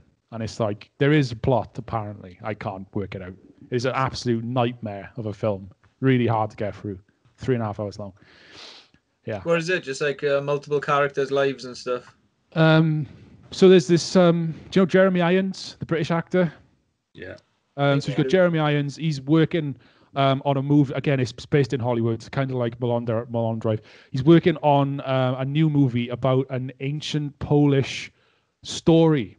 But this story is like a folklore story, and it's cursed. And every time they try and make a film about it, something fucking mental happens. So, like Laura Dern, who's in the purple-haired woman in the last Star Wars film, who flies the fucking Super Star Destroyer through this. You know what I mean? Not the Super Star Destroyer, but that one. She blows up that machine. She's Diane in Twin Peaks. She's an actress who becomes a part of this production. And then to start with, it's really well done because she can't separate her character and what's going on in the story of the film from her life. And at first it's like, this is fucking mad how they're doing this, but then it just goes fucking like into the fucking madosphere. And at one point there's like these people with prosthetic rabbit heads walking around, and it's just like, what the fuck? That premise actually sounds really cool though. Yeah, it does. It blurs and it gets more and more confusing. What's real, what isn't, and then about an hour in, you're lost permanently. Like, it is an absolute nightmare of a movie. Halfway through, it just cuts to Poland, and all these Polish characters speaking Polish for the next like hour and a half, and it's just like, I watched it in work on a night shift, and it totally fried my head. Like, it makes no sense at all. They reminded me of an old French film called Belle de Jour, which is about a French prostitute. Who's like another person who's bored with their bourgeois existence, and when her rich doctor husband goes to work, she starts moonlighting as an escort, and she starts meeting all these mad clients. It's a classy film. It's French, and it's in the 60s, so it's really classy. But yeah, again, the lines between reality and what is going on and when starts to blur, and it all becomes this fucking fucking nuts. I love films like that. You know, the membrane of reality and what is and isn't there is really, really thin. So I like it when people fuck around with that. But I've rambled more than enough about this, so I'm going to wrap it up on Mulholland Drive and on David Lynch and on surrealist films, because we've fucking gone on for ages and we've got more films to get through. So, yeah, back to you, Gareth. That's enough on me. Where are we going with? Do you know about Me? Yeah. I'll quickly do a little piece on a film called Planes, Trains and Automobiles, which again stars the late John Candy, my favourite actor. Yeah, well, yeah, my favourite actor. I'm sure from various group conversations over the past 12 possible years of knowing each other, you see various John Candy memes and gifs from myself. You know the film, even if you haven't seen it. You've seen some of the scenes from it. Anyway, so it's a 1987 film. I was 1 year old then. Directed by John Hughes, of pioneering family comedies such as Home Alone, Uncle Buck, etc. Again, all starring John Candy. The film stars the lovable John Candy as well as Steve Martin. And so the story revolves around self-proclaimed shower curtain ring king, Del Griffith.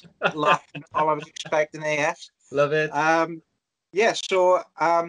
he's a shower curtain ring apparent shower curtain ring salesman, and Steve Martin's character is a marketing executive called Neil Page, and their paths basically cross after Steve Martin's character is trying to get home for Thanksgiving.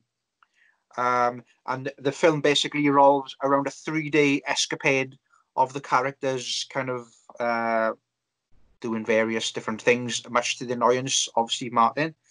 Yeah, so the opening sequence of the film, that shows Steve Martin leaving his office, desperate for a cab.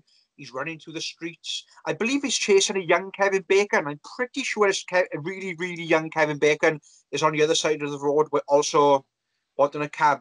I'm pretty sure it is. Yeah, anyway, so he finds a cab and he has a bit of a dispute with another guy over the cab. He bribes the guy for the cab to give him up his cab. Just as that bribe is taking form, a huge trunk, like a chest, then gets dumped into the back of the taxi, and off it rides. Inside is John Candy's character. So there we go.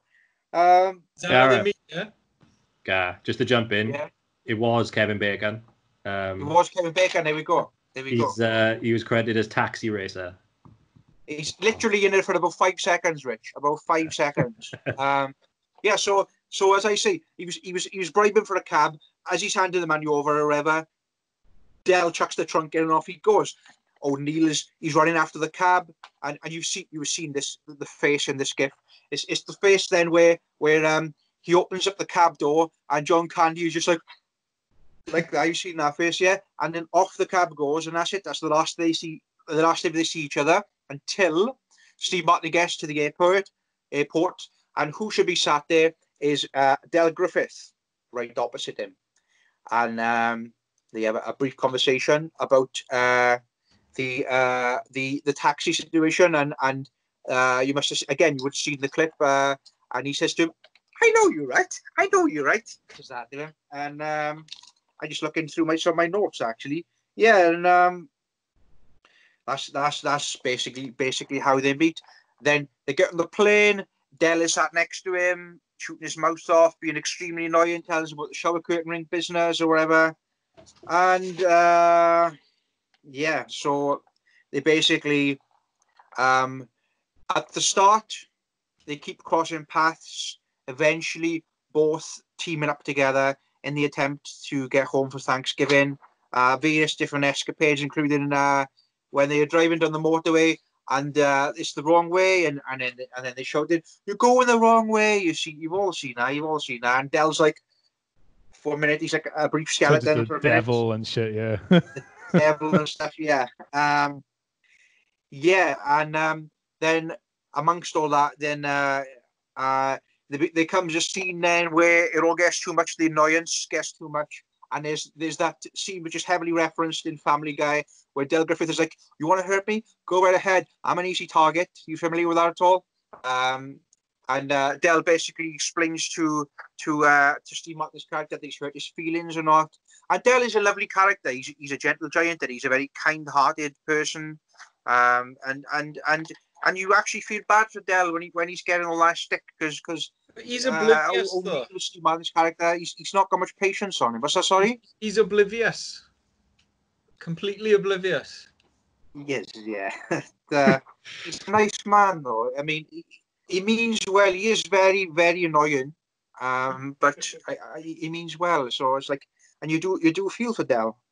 Now, at a certain point within the film, Steve Martin's character kind of realizes, wait a minute, this guy can't be getting all this just from like some past shower curtain ring deals. You know what I mean? He's getting all these hotel rooms and favors from people just from like, he's like, oh yeah, I sold up your shower curtain rings once, and he's like, nah, come on now. So yeah, he works out. He's just kind of like been blagging his way through stuff. He accuses him of stealing money at one point as well. Yeah. So further down the line, basically, I'll just move quickly forward. Further down the line, we realise that Del doesn't actually have a home. His wife Marie has been dead for about 8 years at the time. And I mean, although he claims to be a shower curtain ring salesman, I don't actually know how much truth there is to that. I believe he might have been a shower curtain ring salesman, but at this point we don't know. So he's somewhat of a traveller and somewhat of like a blagger and a freeloader, but he's clever at doing it. Really clever, just kind of really clever at doing it. So basically, his entire life is that chest, that trunk, which is a very notable piece of iconography within the film. The big chest that he carries everywhere with him.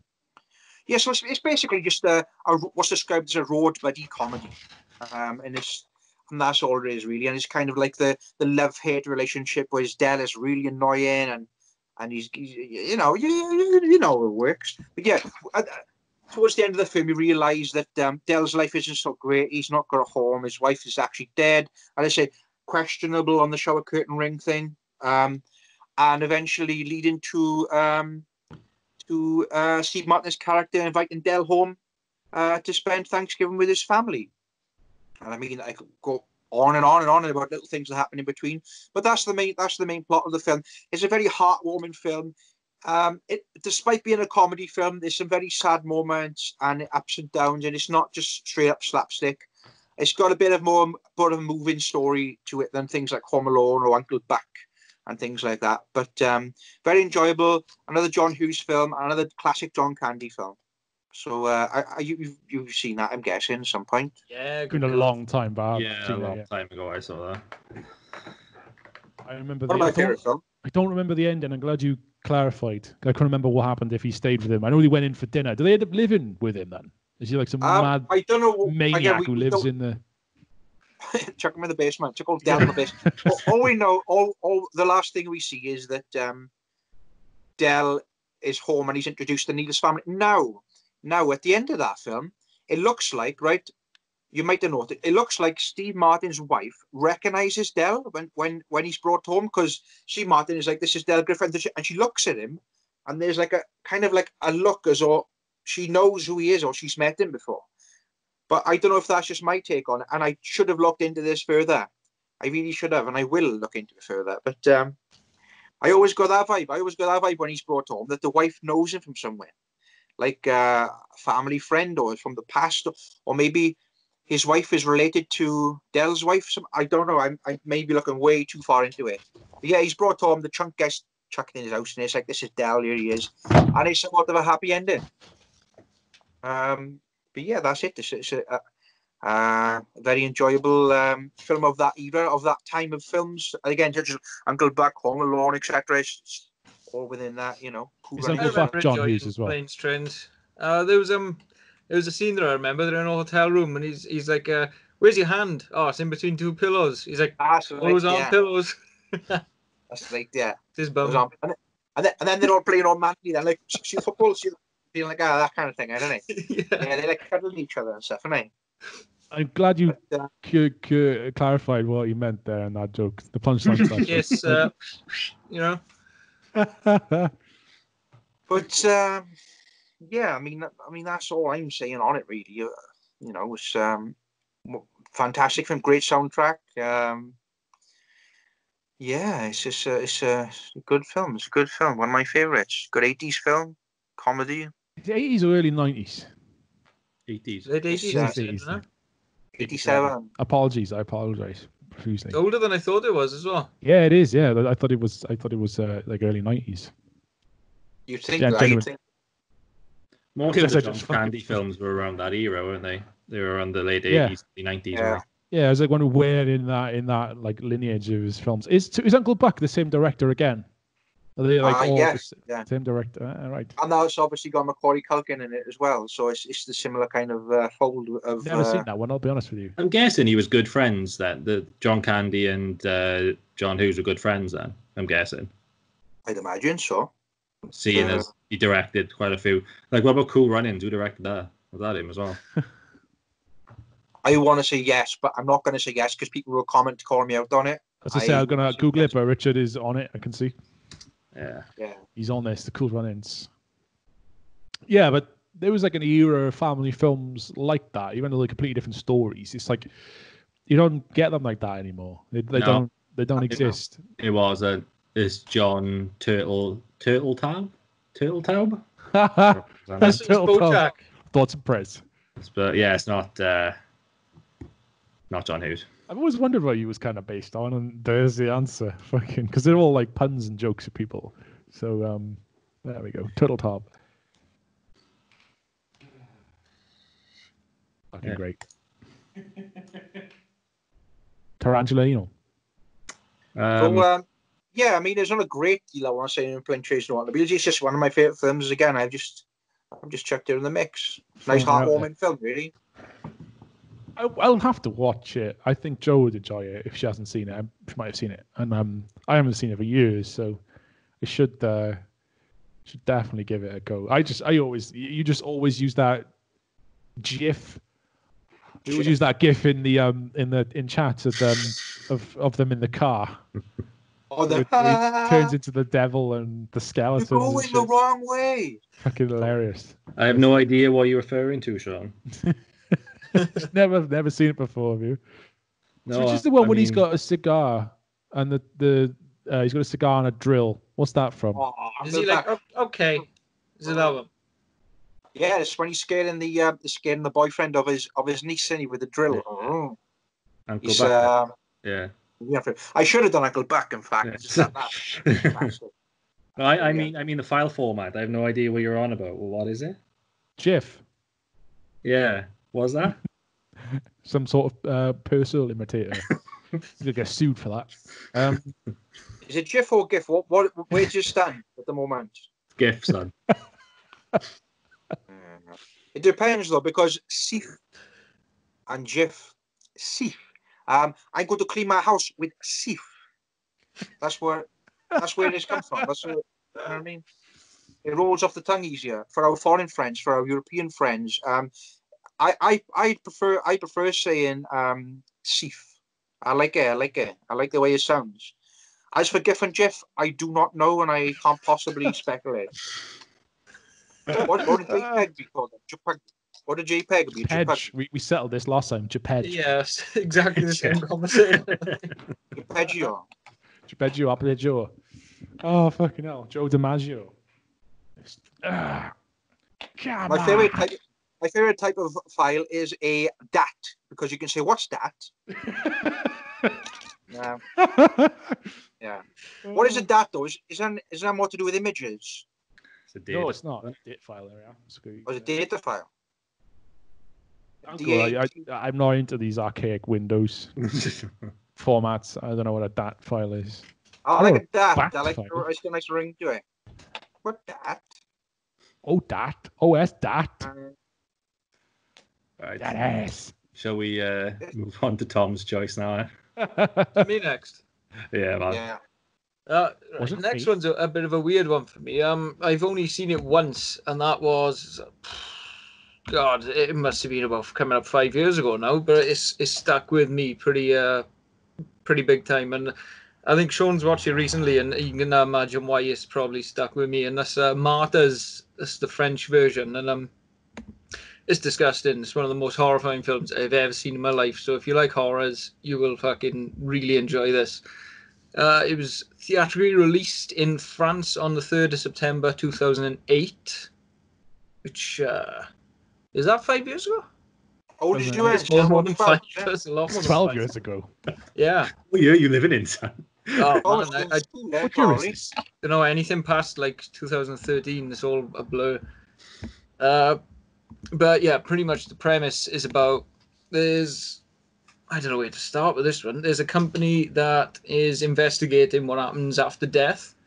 So they take people to the brink of death, and they get this kind of glazed look in their eye where they're kind of in between the both realms, and they're considered to be like martyrs then. So the start of the film is one of the girls that they were experimenting on, where they kind of beat them half to death, and she comes back for revenge on the family that were the family that were like keeping her captive, pretty much. Do you think that kind of covers it, Sean? Pretty I much. can remember you telling me about this film on a country walk we once had.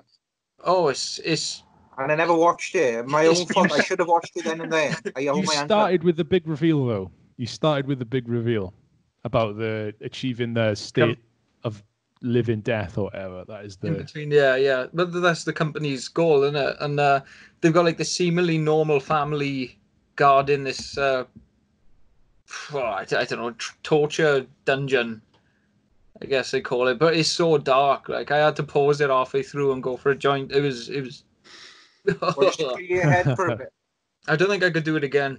Was it that psychologically disturbing that you literally need to step away from it? Is that what you're saying? It was a lot. Like it really was. There's a scene where there's this woman that's been in the experiment for so long, and her body is basically just scar tissue, completely like sliced with she's fucked. Like, and she got this metal thing on her head, and it's bolted in, and they start peeling it off when she's in the bath, and it is grim. Is it a French language film?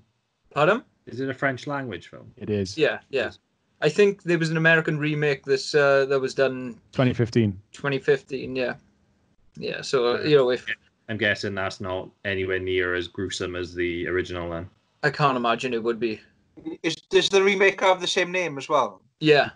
Got the same name and everything, but I can't imagine it'd be as gruesome as the original would be. I thoroughly enjoyed it. I thought it was going to be another like, how disgusting is this going to be? But it's got a nice story to it as well. Which which not justifies the violence, but explains the violence. Yeah, it's not just like your standard. Would you class it as a poor gore film? They're like snuff porn or whatever. The fucking I know what you mean. Yeah, like Hostel and all that. But again, I think that is. I see what that term means, but yeah, I mean, it reminds me. There's only one film I've seen. I know there's a few films I've seen that are worse than that, but the one that everyone talks about as in the worst of films of that nature is a Serbian film. But the difference, I think, I won't go into a Serbian film. I don't want to talk about it. It's fucking trash. But the difference between a Serbian film and Martyrs is that they both have this kind of deep or kind of weird plot to kind of drive the insane violence. But whereas Serbian film, it just feels like an excuse to show the most horrendous things you could possibly think of showing. On Martyrs, which isn't quite as horrendous, but is still pretty bad. Its plot doesn't feel like an excuse. It feels like it's all part and parcel. You know what I mean? Yeah, you've got to see the suffering to exactly. See the plot, like. And when the reveal comes, they're these religious nuts or like this really, they're like a really well-funded kind of like cult or Catholic, like really Catholic, like Opus Dei kind of cult, and they're like just trying to, they don't care about the human sacrifices they're making. They're trying to just they're on some like religious quest to achieve, what do they say, is it transcendence or something? It's it's like that you're ascended, you're like alive but you're in heaven or whatever, and you're gone, like, there's that look in your eye, you're like up in the moments of death. You're like, I don't know if it's that bit where you're like, your life's supposed to rush before your eyes or whatever, but they're like trying to like achieve that permanent state. But I don't really understand, because obviously they do these horrendous things to the people they capture to get that to happen. Yeah. But what happens then? Are they going to go and do that themselves? They report back to them, don't they? They're like, she talks to the one they're doing it to in the end, and they they want to tell them what happens after death. Like, yeah, that's it. Are they trying to see beyond death so they know that there's definitely... Yeah. There's a big spoiler, which I'm not going to say, which now makes sense. Yeah. Yeah. So, yeah. It sounds interesting, though. That sounds like a film that I would probably enjoy, because I like good horror films. And I also equally like shit horror films as well. I wouldn't say it was a horror movie. I'd say it was like a thriller or like just a really violent action movie. Thriller. Yeah. I guess so. Yeah. Okay. That's still that appeals. Yeah, I'd watch that. I'd have to check it out.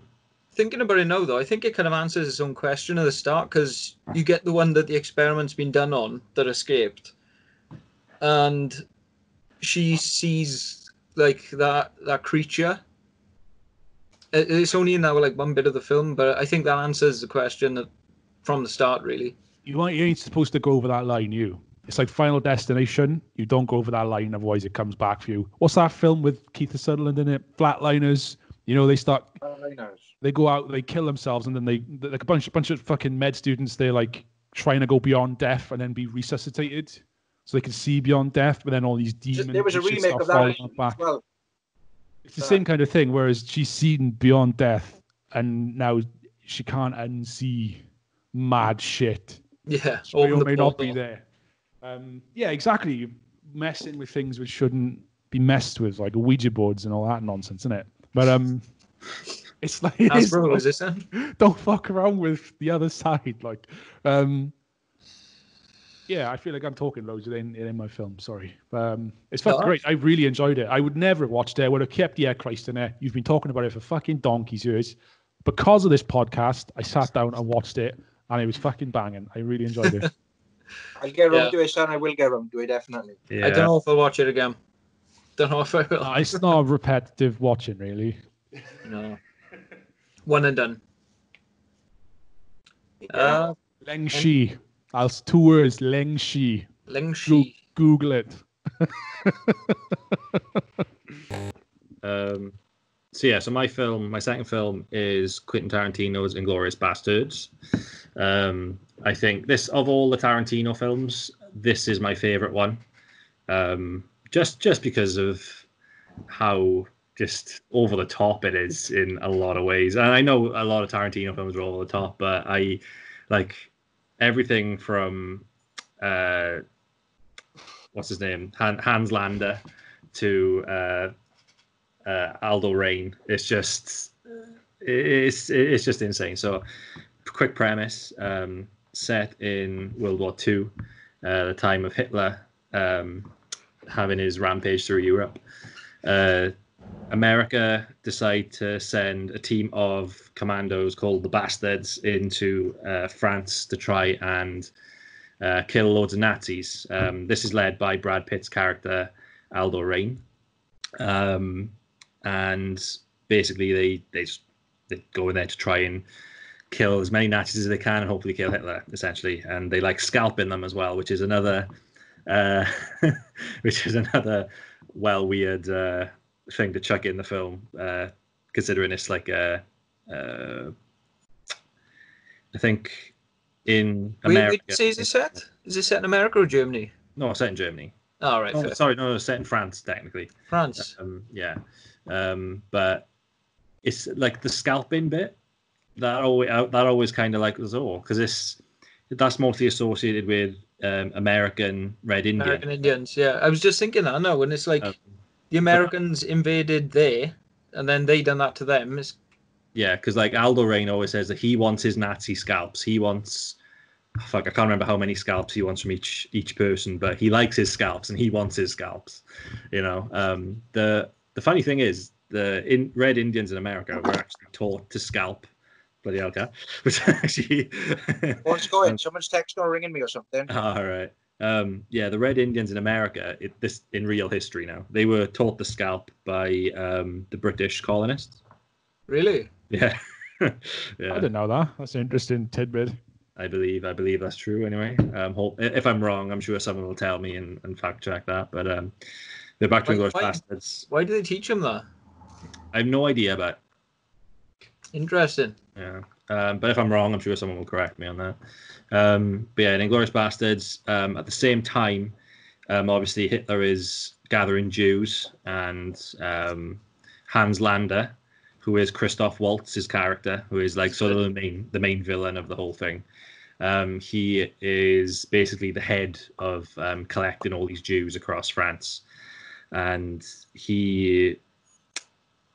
At the very start of the film, you see him go into a farm, and this Frenchman is actually housing some Jews under his floorboards. And Hans Lander comes in, and he says, he's really intimidating. And the great thing about his character is Christoph Waltz is brilliant at playing the villain. Anyway, he's just got that demeanor of playing a villain. But what also plays a part is the music, like the score. Whenever Hans Lander is on screen, you just get this feeling of impending doom because of the music that accompanies him whenever he's on screen. And I think that's something that sometimes goes over people's heads. Just everyday cinema. You go to the cinema to watch a film or whatever, and be, oh yeah, I really enjoyed that. It was all blood and guts and all this stuff. But it's little things like that make you appreciate the amount of detail that goes into the films, especially Tarantino films. He's really good at doing stuff like that. And it's just like same with, I think, Aldo Rain. I think he has like a theme. It happens in a lot of films where people have their own themes throughout the film. So it's like a signifier of when that person's on screen or coming. It's called in. a leitmotif. That's the one. Yeah. That's the technical term for it. Yeah, it's like it's like the Darth Vader thing, and that, isn't it? Yes, yeah. It's actually something that in the Marvel movies they completely fucked, because they just didn't do it they tried to do it from the start and then completely abandoned it in their sequels, and they were just like, what the fucking point in that? Can you imagine Endgame when everyone has their own theme song? That would be the thing is though, that would be epic, because you could actually have like a crossover of these songs. You get a good composer to actually intertwine them, and it would be this epic battle thing. What was that epic battle fucking flash animation? Remember that? I forget what it was called. What was that? The greatest fight in history or something. It's got like Batman and all the superheroes fighting. Fuck, never mind. But yeah, so in true Tarantino fashion, this film is pretty violent. And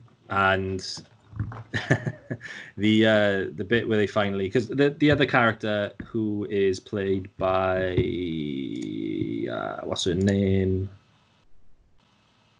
Melanie Laurent, she's very, like, you don't know her by name, but you know her by her face. It's one of those type of actresses. Her character is a Jew that actually escaped the house that Hans Landa visits at the beginning of the film, and she runs off after all of her family is slaughtered under the floorboards by the German soldiers shooting into the ground. And Hans Landa remembers that. And there's a bit later on in the film where there's a German film that's being shown, being premiered, about this sniper who kills off all these British and Allied troop soldiers from one tower, and he kills hundreds of them, and they made it into a film. And the guy is the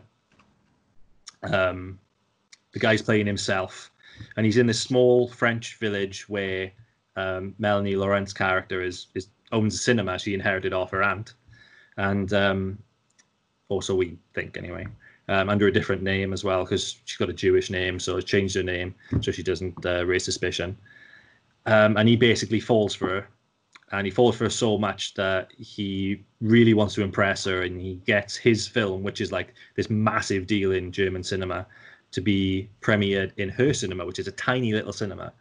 And in the end, they get this film premiered in this cinema, and Hitler is due to arrive at the cinema as well to watch this film, because this guy is a German hero for slaying all these Allied troops. And that scene, they plan then to blow up the cinema and everyone inside it, including Hitler. And at the same time, Aldo Rain and his bastards, they know about this, so they get an invite to that to do exactly the same thing, although Melanie Laurent's character is also going to just blow it up and kill everyone inside it. And the bit where they're shooting Hitler in the face on the floor repeatedly is something that is is fantastic. But it's a bit like in Tropic Thunder, is it, with Adam Sandler? Yeah. ED-209 blasting that businessman in RoboCop 1. Yeah. It wasn't Adam Sandler, though, was it? Tropic Thunder. Isn't it Adam Sandler? Well, No. it's like shot the fuck. It's Ben Stiller. Yeah. But there's a good bit of comedy in the film as well, which I like. And Buongiorno, Gorlami. Yeah, it's those bits are funny, and like Mike Myers is in it as well, which was a welcome surprise. It's a decent cast. I mean, you got Mike Myers, well, Brad Pitt, obviously, Christopher Waltz, Mike Myers, Eli Roth, Michael Fassbender. Of course, Eli Roth is the black-haired American guy, isn't he? He's the Bay Jew. Yeah. Eli Roth is the director of Hostel.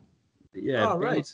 Bay Jew is Donny Donowitz, and he is feared amongst the German soldiers because he has a baseball bat, and he'll just cave their head in if they're captured, basically.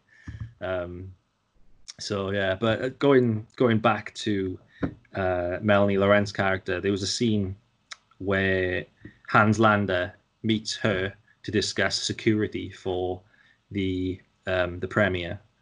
And when they're in this restaurant, he sits down and the waitress comes over and asks them for a drink. And I think he asks for a coffee. And then he looks at her and says, a glass of milk. And the glass of milk is relevant because where she was hiding under the floorboards originally, that guy was a farmer. And he produced his own milk and he used to sell milk. So Hans Lander knew exactly who she was from the start of the film, and he knew all along who she was. But obviously, he couldn't just capture her and do whatever because her cinema is now this, that, and the other, and his German war hero is in love with her and all this shit. So he's not going to bother doing that. But he knew exactly who he was. And that little tiny detail of a glass of milk, it was just like, oh my fucking God. It's just those little things that I really like about that film that really do it for me, to be honest. Yeah, but there's loads of other people in the film as well, so definitely worth watching. So. Huh? I'd imagine there'd be more people in there. There's a fair few people in there, Tom. Nah, but yeah, definitely worth a watch. For it's not quite a comedy and it's not quite an action film in my eyes. It's kind of a blur of the both, you know. It's it reminds me a lot of Django Unchained. It's got the same kind of, I don't know, it's the same, here's this mad story set in this historical setting. And I don't know. They both got the revenge premises as well, I guess. Yeah, a lot of Tarantino stuff isn't it? Yeah. Weird in that regard. A lot of his films are really similar though, but they're not at the same time. So, yeah.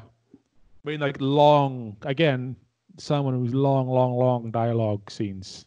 Yeah. Fucking Tarantino. There's a bit in Inglourious Bastards when they're all sitting down in like some bar and they've all got these beers and they just talking for ages and you just know it's tension. It's just like it's like an enemy of the state moment, like the ending of Enemy of the State. And they're all just who's gonna pull the gun out first. Is that the 3 moment, is it? Yeah, I think so. Yeah. Where they like one of them's got a really tall Weiss glass. Yeah.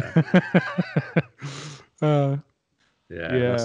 That's Michael Fassbender giving it away, innit? The British spy ordered 3 beers rather than 3 beers because that's how they do it in Germany and that's how they do it elsewhere. What do you do? What do you lot do? For 3? For 3. I got it down. Yeah, I'm that. I don't really know, to be honest. Oh wait, there we go. Why would you do any other way? I just look weird. I just look weird. Just 3. I just looks weird. Just 3. Yeah, that's 3. I don't really know. I guess. No. To do it the other way, I've got to think about doing it that way. Really? Well, that. Yeah. Yeah, that's weird. How does the guy from Bullet for My Valentine do it? Like that. Oh, you can't count. On the count of 3. Count of 3. Yeah. Do you have to think about doing the Live Long and Prosper thing? No. I remember learning how to do this as a kid. I'm being well proud of myself. The easiest way to do it is to do that and then pull it out. Just like that. It's naughty, that is, Rich. Yeah, it's easy. Yeah. It's not my favorite Tarantino film. I'll be honest. I like it, but it's not up there. No, not mine either. Not mine, not at all. I do enjoy the other it. ones I can watch over and over. That one is good, but it's not one. It's too deep to watch all the time. Like now, I find that Kill Bill, I didn't enjoy it. Me neither. I didn't really find them, and like that's the one that's always revered and everyone's favorite, I guess. Pulp Fiction, man. Pulp Fiction, Reservoir Dogs. Pulp Fiction is a cracking film. But yeah, I don't know. I just really liked Inglourious Basterds. It was just a film that after a first watch, I was just like, fuck, I really enjoyed that. And I think an element was to do with like the scoring and everything and all that. Just those little things that go behind it is I really appreciated all of that stuff. I guess it's not to say that they're not in other Tarantino films because they are, but no. Stood out in that one, like. Yeah. A little tidbit about Pulp Fiction. Do you know the scene with the injection? That was like filmed in reverse, apparently. Right, right. Yeah. Always makes me cringe, that does. Yeah. Adrenaline shot to the heart. It's like, oh, wow. Wow. Hello. Yeah, but I think that's pretty much all I've got on it. Again, yeah. Yeah, that's all I got, unless any of you guys have got anything to check in on and chime in. Good film. It's a good, enjoyable film, but just as I said, not my favourite of the Tarantino bunch. What's your favourite, Kat? 22 short stories from Springfield. Well, out the Tarantino films now, that's not my favourite one. Yeah, Mine would obviously be Pulp Fiction, obviously. Okay. It's the tie between Pulp Fiction and Reservoir Dogs. Reservoir Dogs is pretty depressing, though, to be honest with you. But fucking dying here. I'm fucking dying. Great. Yeah, man. I'm gonna go on to you, Sean. Second one. Boom. So my second film is the Ridley Scott sci-fi epic Blade Runner, based on Philip K. Dick's Do Androids Dream of Electric Sheep, a novel from 1968. Which, have you read that, Tom? Yeah. I haven't read it. Good book, very good book. Short, it's about 300 pages. Fly through it. It's good, like. Flying them right up there. But I found the thing that the film messed out with the book is Do Androids Dream of Electric Sheep is because it's dystopian future. There's no animals around, so the animal robots you get is the like starter symbol. If you get a real animal, then you're super rich. But if you get like an electric one, then you're kind of lower class. Like, so he's got this electric sheep living on his roof that's like breaking down all the time and stuff. It's good. A stripper says in Blade Runner, he goes to is that a real snake? She's like, if I could afford a real snake, I won't be working a job like this. Yeah. There you go. So there's a big scene in the detective part of the film when he's trying to find out the manufacturer of the fake snake. But top snake. There's the owl as well, isn't it, in the big building. The owls with the eyes, yeah. The owls are not what they seem. I mean, so Blade Runner. Has anyone not seen Blade Runner? Me. Oh wow, that's incredible. Yeah, man. Enjoy it, I think. Yeah, most definitely. Not through like purposely not seeing it. It's just I just haven't got around to watching it. So basically, try and keep it kind of vague because I don't want to spoil it for you. But it's basically the first two episodes of Star Trek Picard. There's these synths that they use for like work camps and all sorts of other different reasons. Basically, in the end, the synths, they get outlawed off planet Earth. So when the synths try and sneak back to Earth, people hunt them down. Those people are called Blade Runners. So a bunch of synths steal an attack ship and fly to Earth. So Harrison Ford, being a Blade Runner, has to hunt them down and terminate them. I'll be back. But yeah, being a very not introspective, but it's a bit deeper than that. That's basically the plot in a nutshell. But you know this is gonna go. You know where it's gonna go. Even though I didn't know where it was gonna go, you know where it's gonna go. Who's a fucking robot? Who isn't a fucking robot? Everyone looks like a fucking robot. Nothing is real. Everything is real. And it kind of just gets a bit convoluted. It is one of the sci-fi epics, really. The reason I included it in my list is that I've yet Christed it my entire life. And I finally watched it and was just blown away by it. Even though it was like, is it early 80s? Late 70s, eely 80s Blade Runner? It was just after 80s, just after Star Wars, the first trilogy. So it was 1982. And it was like 2019. Yeah, it's 2019. I watched it literally in the year that it's supposed to be set. And and it's like the perfect dystopian future. Like, it's got all these like tropes from the noir genre of the early turn of the century noir films, like with the detectives and their duster coats, and it's always raining and life is miserable and everyone's reading the newspaper and like nobody can afford to do anything, and there's smooth jazz playing in the background, and you know, the world's gone to shit essentially. It's all just consumerism, and you know, the air is bad, and you know, it's basically where we're headed. But I fell in love with Blade Runner because of how it looked. It just looks fucking amazing. I don't really care that much about the story, and there's not many films that can say that about. I was just I was in from the word go.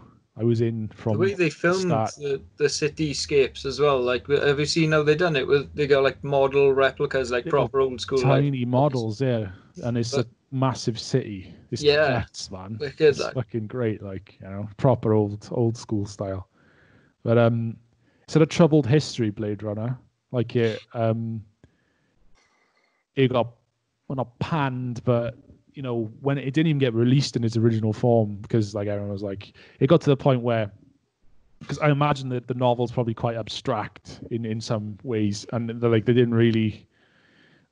It was a nightmare, absolute fucking nightmare to work on, and in the end, creative control got taken away from Ridley Scott because he was dicking around with it too much, and they brought Harrison Ford back to do a voiceover to explain the plot. This is how convoluted it gets. Well, like a Dexter narrative. Exactly, but like a noir detective narrating to today the case. I'm going down here and I'm going to investigate this. It's like that. I've not actually seen the theatrical cut.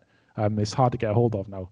But that was the original release. If you saw Blade Runner in the cinema, what you would have seen is a different ending. It's a good end. It's a happy ending, and which wraps up in a nice Hollywood bow, and the whole thing is narrated, so there's no mistakes about what's going on. There was then a director's cut, which wasn't a director's cut. I think I watched the director's cut, maybe. The director's cut isn't actually a director's cut, though, which is really confusing. There was no involvement from Ridley Scott. And then in 1997, possibly the date's wrong, there was a final cut, which Ridley Scott went back and cut it how it was supposed to be. So it doesn't have an optimistic ending. And the narrative was removed, and there's a bunch of dream sequences thrown in there. I love my dream sequences. So yeah, I mean, Mercer, there was a religion in the book of this guy pushing, kind of like Sisyphus, I guess, trying to push a boulder up a hill, like, you know, but he could never really get to the top, and it was his struggle getting up there. Is that in the film at all? I can't remember that. Not that I recall, no. I'll be honest with you. Big part of it as well, like that is. And there's mood enhancers in the book as well. They wake up and they got to tune into like a frequency. I think it is. It was a long time ago, but they tune it down. It levels your mood, like. Sounds like that stuff in Brave New World. They all take mood shit in that. Seen that? Heard that? Read that? Rather. I'm meaning to. So it's similar kind of thing, actually, the Blade Runner in many respects. But the reason I included Blade Runner was because it's not so much of the sci-fi story and the nice classic sci-fi dilemma that it presents to you in a la many episodes of Star Trek.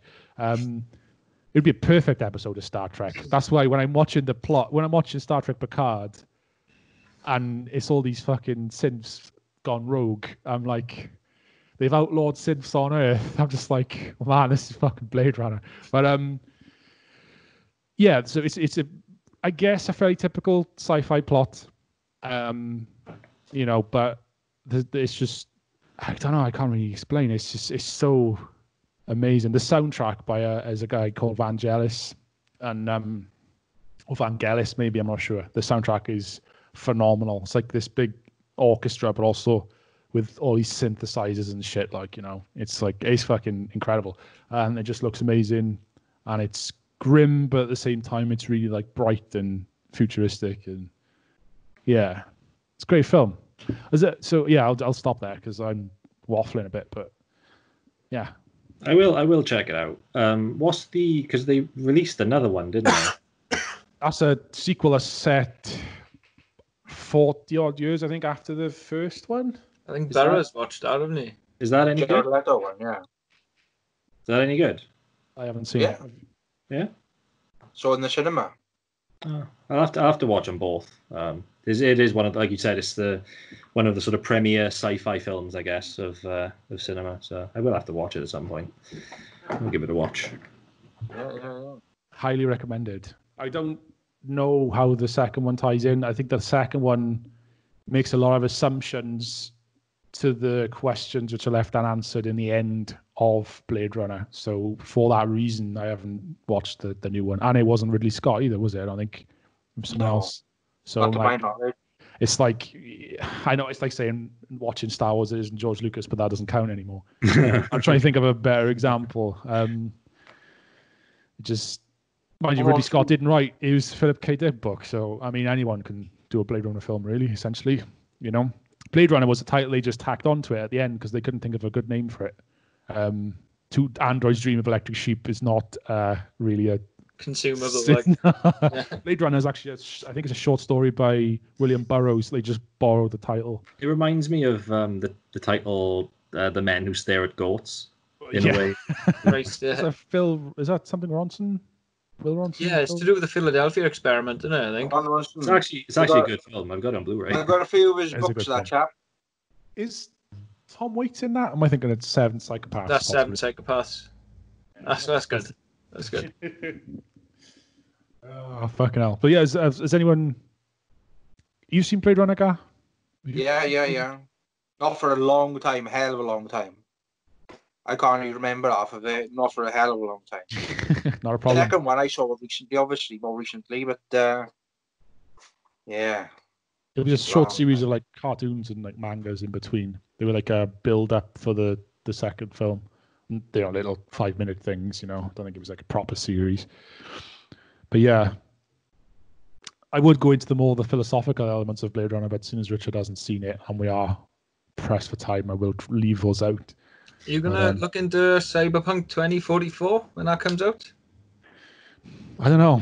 The name turns me off it. But like Cyberpunk and Neo-Noir are very loosely related, aren't they? So it's not... I don't know. What I've seen of Cyberpunk doesn't really look like my thing, but I don't know. We'll see. I thought it was out. Is it not out yet? Fucking hell. No, not out. They've been advertising it for fucking yonks. They're going to make it good. I got faith in them. Got a head faith. You think Keanu is about? Gotta get that Keanu in. Wholesome as fuck. Should we... was it Gareth? Gareth, you got your third and final film bet. Yeah. So the main reason I chose it was because it was a massive talking point of last year, film-wise. Is the film Parasite, the Korean language film. Yeah. So we've all seen it, haven't we? Now, have we seen it all? I've seen it. Sorry. Right. Yeah, so essentially, family living in extreme poverty, well, more or less, living in like a basement thing in an alleyway. They fold in pizza boxes. Now they've got to fold these correctly and so many or whatever, even to get a few whatever currency they're in. So they're doing that. Yeah. So then basically, a university student who's slightly more well off, I get the impression of. He gives him some kind of like crystal, some kind of rock thing. I'm trying to find the name of it. Scholar's Rock. Scholar's Rock, and it's meant to promise wealth and good fortune to him. So he leaves that with the family, and then further down the line, he leaves to go and study elsewhere. But he was teaching the son of quite a wealthy family. And what he does is he offers his job position to the son of the Kim family. So he offers him his job basically, which is an English tutor. And what's the little boy's name now? It's got a funny name in it. Can't remember, man. Sorry. Too many Korean names in one film for me to remember. I can't remember his name. Yeah, but anyway, the chap obviously goes and gets a job in then with that family, and basically the entire premise of that film is about the Kim family infiltrating their way into that kind of wealthy family. Am I along the right lines there? I think that's a very... So are they the parasite? Could well be. Who is the parasite? That is the good question. We are all parasites. I won't go deeply any further into the film, but the main premise of the film is about that family infiltrating themselves into that family, so they'll be like the driver, the cook, the nanny, the cleaner, the tutors, all that kind of thing. Before long, the entire family is in there.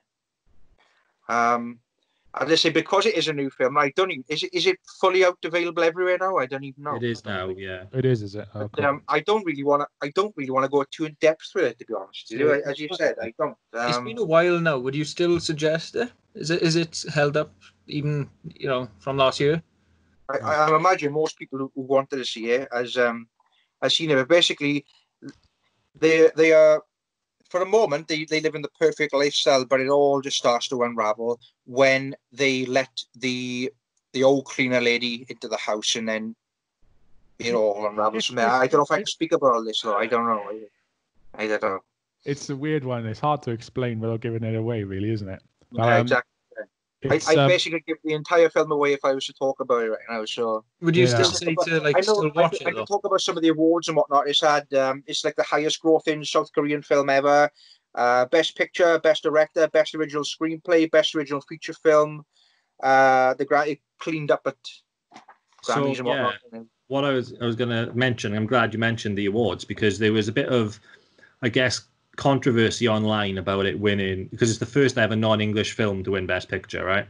Correct, that's the Academy Awards. So a lot of people online, I say people, Americans, they were quite upset that a non-English, non-American film won Best Picture at the Oscars, when the Oscars isn't actually, it isn't an America, it's obviously set in America every year and the awards and all that, but it's not just American, is it? The Academy. It's rare that a film that's foreign, or that foreign, to lack of a better way of putting it infiltrates that kind of industry.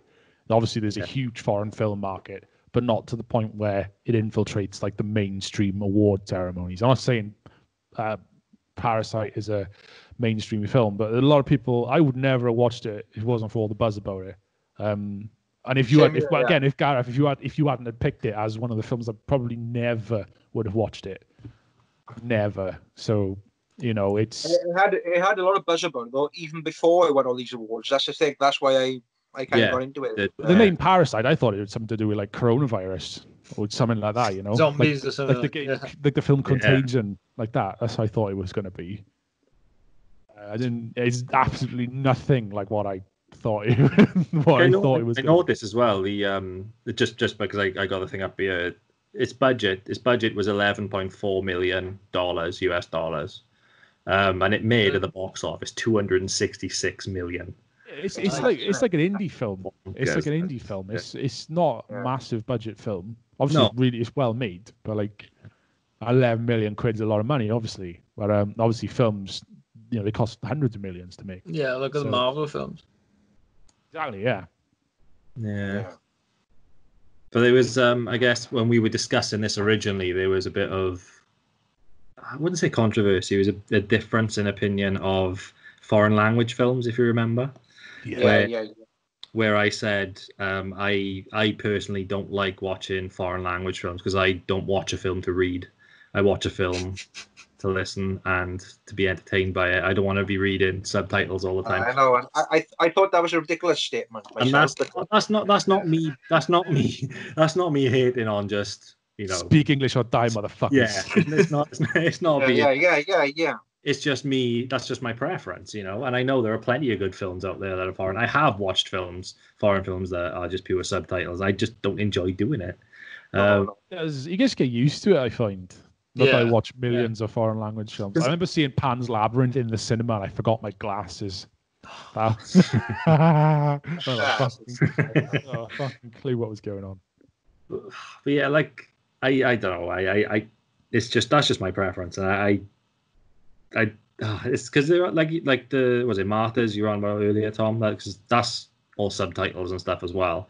But it's the premise of it sounds good, but then at the same time, it's can I sit through loads of subtitles? I know some people who watch films with subtitles on anyway. I do that. I can't do that. I often do that. Just get a deeper understanding of it sometimes. You do. You miss so much. You don't realize how much you miss. You don't think you're missing it, but you do miss it.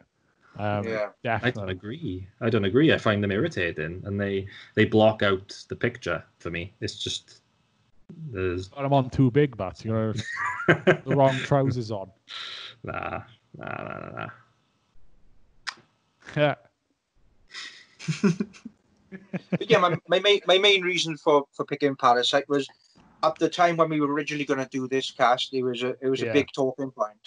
Was. Obviously it's dwindled down since then, but that's the only reason. It's not even a favorite film. I wouldn't even particularly say I'd want to watch it more than 2 or 3 times, but that's what it was. I wanted to bring it up and wanted to speak about it. Would you push it to 4 times though? Could you push it to 4?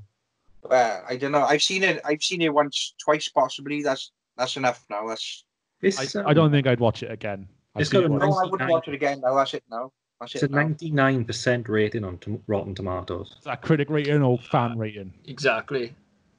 The fan rating is the only one that matters. Oh, look. Because sometimes you see the critics rating is like up here. Yeah. And the fan rating is fucking... So the critics rating is 99, but the audience score is 90. So No, not bad. That's fucking still pretty good, yeah. Yeah, the Dave Chappelle one and Amy Schumer's new one, like the comparison in the critics and the audience, brilliant. Brilliant, like. Doctor Who's one. You're the female-led Doctor Who. I can't think of her name, I'm afraid, but the fucking audience scores. That's so bad. Jodie Whittaker, that's the one, isn't it? I do apologise.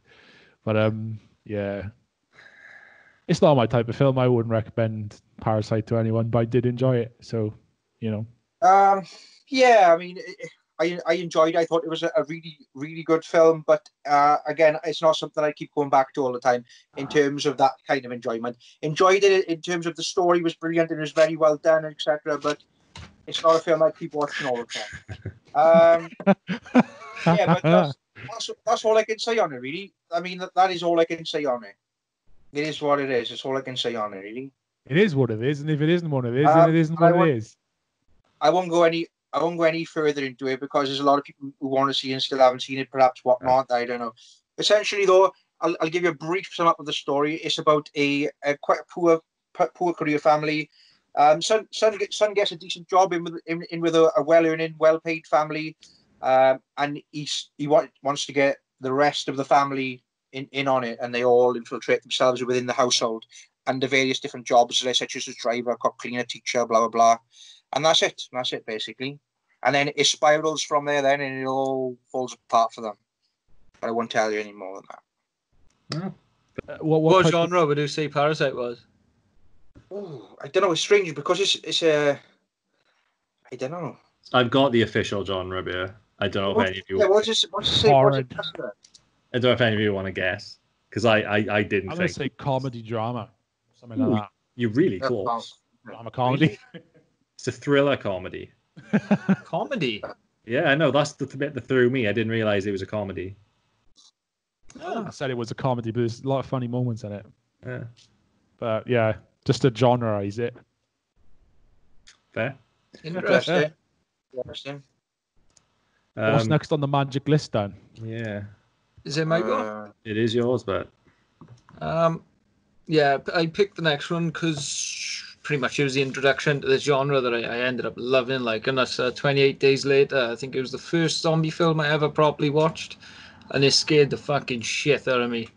It really did. Like, and I forgot this was on the list. I love this film. Yeah, it's really good. I think it was a really good introduction to the genre as well at the time. Like, because I was still quite young when it came out, and even the bit at the start with the monkeys, that fucking shit me up. Like, you know. I think to wrap it up though, eco-terrorists release these monkeys from a cage they were like being tested on. They bite the scientist, and it just pretty much coronavirus time, like. Pretty much. Rage. Yeah, they transmit rage, which if any of the blood gets in you turn into like, this rampaging creature.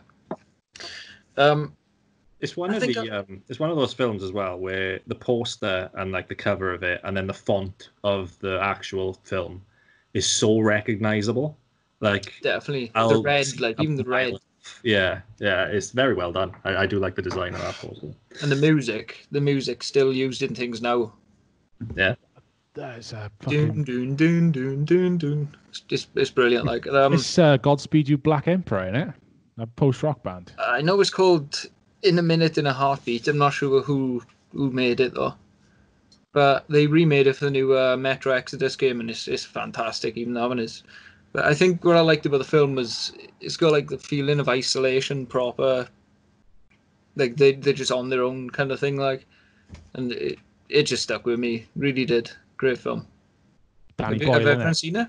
Yeah, it's been a while since I've seen it, but I enjoyed it. I thought it was really good. A while It's ago. great film. It's different from your normal zombie film, I think, though. Like, I can't say why. It's probably scarier because they sprint in you full speed, but Yeah, they're not just zombie-ish, are they? They're very quick. They're not stereotypical, are they? So it introduced me to the Of the Dead series and all that. That didn't George A. Romero, and I properly got into all that stuff. Like, loved it, sparked all that off. They're pretty decent movies, man. The Of the Deads as well. Yeah, they're hit and miss, man. I think the Of the Deads. Yeah. They're all a bit. Again, a lot of very isolated films. Until the later ones, they get a bit mad. But Which is the one where they're in the back of this van that they've made, and they've got like chainsaws like sticking out of the side, and then they Land of the Dead. So yeah, fucking- and like she pulls a chainsaw out of the hole, and then they turn a corner sharply, and she falls into that guy and just fucking cuts him. Isn't it in that one where they're like playing in a band? The zombies are like standing on the side of the road, and they got like guitars and stuff. And I think so. I don't remember that bit. I'll be honest. That was the bit that really stuck with me because, like, I think I'm sure I've said on this cast before that I've got this mental fear of like chainsaws and swords in general.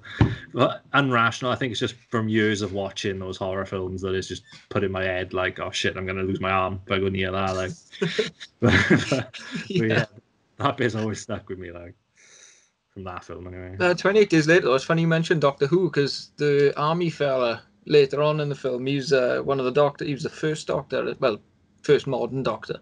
Yeah, what's his name? I keep thinking it's Ralph Fiennes, but it's not. Eccleston. Christopher Eccleston. That's the one. Yeah. Peaky fucking Blinders is in it. You got Mad Eye Moody from Harry Potter. He's in it. Is Peaky Blinders in it? Cillian Murphy.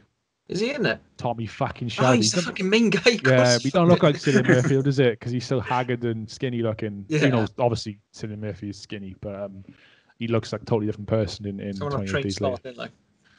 Yeah, well, it's directed by Danny Boyle, who did Trainspotting 28 Days Later. So yeah, it's good. It's a good film. Have you seen 28 Days Later, Gar? Again, not for a long time. I couldn't tell you anything about it at the moment. Long time. When it came out, I think. Whenever it came out. When did it come out? 2002. Yeah, that's a 18 long years time ago. Wow, really? I love it's actually filmed in central London, but there's no one around. Obviously, it'd be fucking great if they were filming it now. But like, you imagine them trying to film it, like, you know, crazy early in the morning, all the road closures and stuff. It's those scenes are amazing, though. So yeah, good. I mean, just the effort involved in that, even though it's just an empty street in central London or whatever, it's just like, fuck, that must have been difficult. Yeah. You know. Wow. Yeah. And the first place he goes is the church, and it's got the end is really fucking nigh painted on the wall, like, priest. The sequels Father, what you doing, Father? Weren't so good, were they? The sequels? Nah. I haven't seen any, I'll be honest. Action films, like, you know. Like, I'm pretty sure in the second one they cut up zombies with a helicopter blade and stuff, and it's... They proper die hard, do they, but... Yeah. Oh, man. Yeah, I'm not going to go too much into that one. It's pretty much all you can say on it, really. Soundtrack's great. The cinematography is good. It's just good zombie film. Good, solid film, like, yeah. Yeah, it's good film, man. That's my third one, then. So, is it me now? Yeah. So my third and final film is, well, I say film, it's films, but it's one big story through three films, and that's the Lord of the Rings trilogy. Personally, and I know there's going to be people out there, and I know one person in particular who will, I don't know actually, but anyway, that will not agree with me on this, but I reckon it is the greatest trilogy of films of all time. I don't think anything else touches Lord of the Rings in terms of trilogies myself. That includes Star Wars, hands down. But it's I'm sure everyone knows the story of Lord of the Rings. I'm sure I don't need to recap it really. It'd be a long recap. It'd be a long recap. Yeah. I don't know. Guy finds a ring, throws it in the volcanoes. But Might be onto something there, Tom. I'll be honest with you. But yeah, the film, like considering it was filmed in the late 90s, early 2000s, it like to me is still a lot of it still holds up today when you watch it back. Oh yeah, it was fucking ridiculous. Gollum looks a bit dated. Yeah, there's CGI doesn't age though, does it? It doesn't age well at all. Yeah, there's always those bits, but like what they did with you know, like Minas Tirith and all that stuff. Yeah. Helm's Deep. They use scale models, so they've done a proper Star Wars job on it. You know, you scale models on it, and then you do that, and then you chuck it in later on. And those bits, like, yeah, you can tell that it's not totally real, but it's still really good and holds up well today. Helm's Deep being legendary for being a battle that was in the dark, yet you can see what's going on. Yeah. Just a thing about that. In the Battle of Helm's Deep, the old guy who's got the arrow and he's holding it and he can't hold it and he fires accidentally and he shoots that orc in the head and through the eye. And he's just like, shit. That guy died today, I think, or yesterday. The guy who plays that guy, which is totally random. I know. It came up on my Google News. Apparently, he was a New Zealand actor and he was in like New Zealand soaps as well. So. He was known for other things. But yeah, Lord of the Rings, best trilogy of all time, and obviously best fantasy films of all time. It spawned many, spawned many memes in modern day as well. There's plenty, there are plenty of Lord of the Rings memes and stuff. And it also started off, I think it kick-started quite a few careers of the actors that are in it. I think. Good God, It's a really good example of perfect casting. I don't think you really could have cast anyone any better in those films. It was, I think Ian McKellen was the best choice for Gandalf. You never know, do you? But considering early rumors where Sean Connery was going to be Gandalf initially, you think, I shoved fireworks up his jacksie. Cheese it. Is it secret? Is it safe? Yeah, it would have been awful. And like Viggo Mortensen as Aragorn, and then like basically all the guys. Sean Bean, yeah, obviously he dies. The way he dies in Lord of the Rings is pretty cool, though. I think it's a pretty cool death scene because he keeps fighting, doesn't he? One does not simply. But it's like when they fire arrows into his chest and like they fire one arrow and he knocks it away with his sword and stuff like that, and he just keeps fighting. That's pretty cool. And then in the extended edition, because if you're gonna watch Lord of the Rings, you watch the extended edition. You just don't watch the bog standard one because the extended edition tells you everything in between. And it's never seen the extended edition. Oh, what?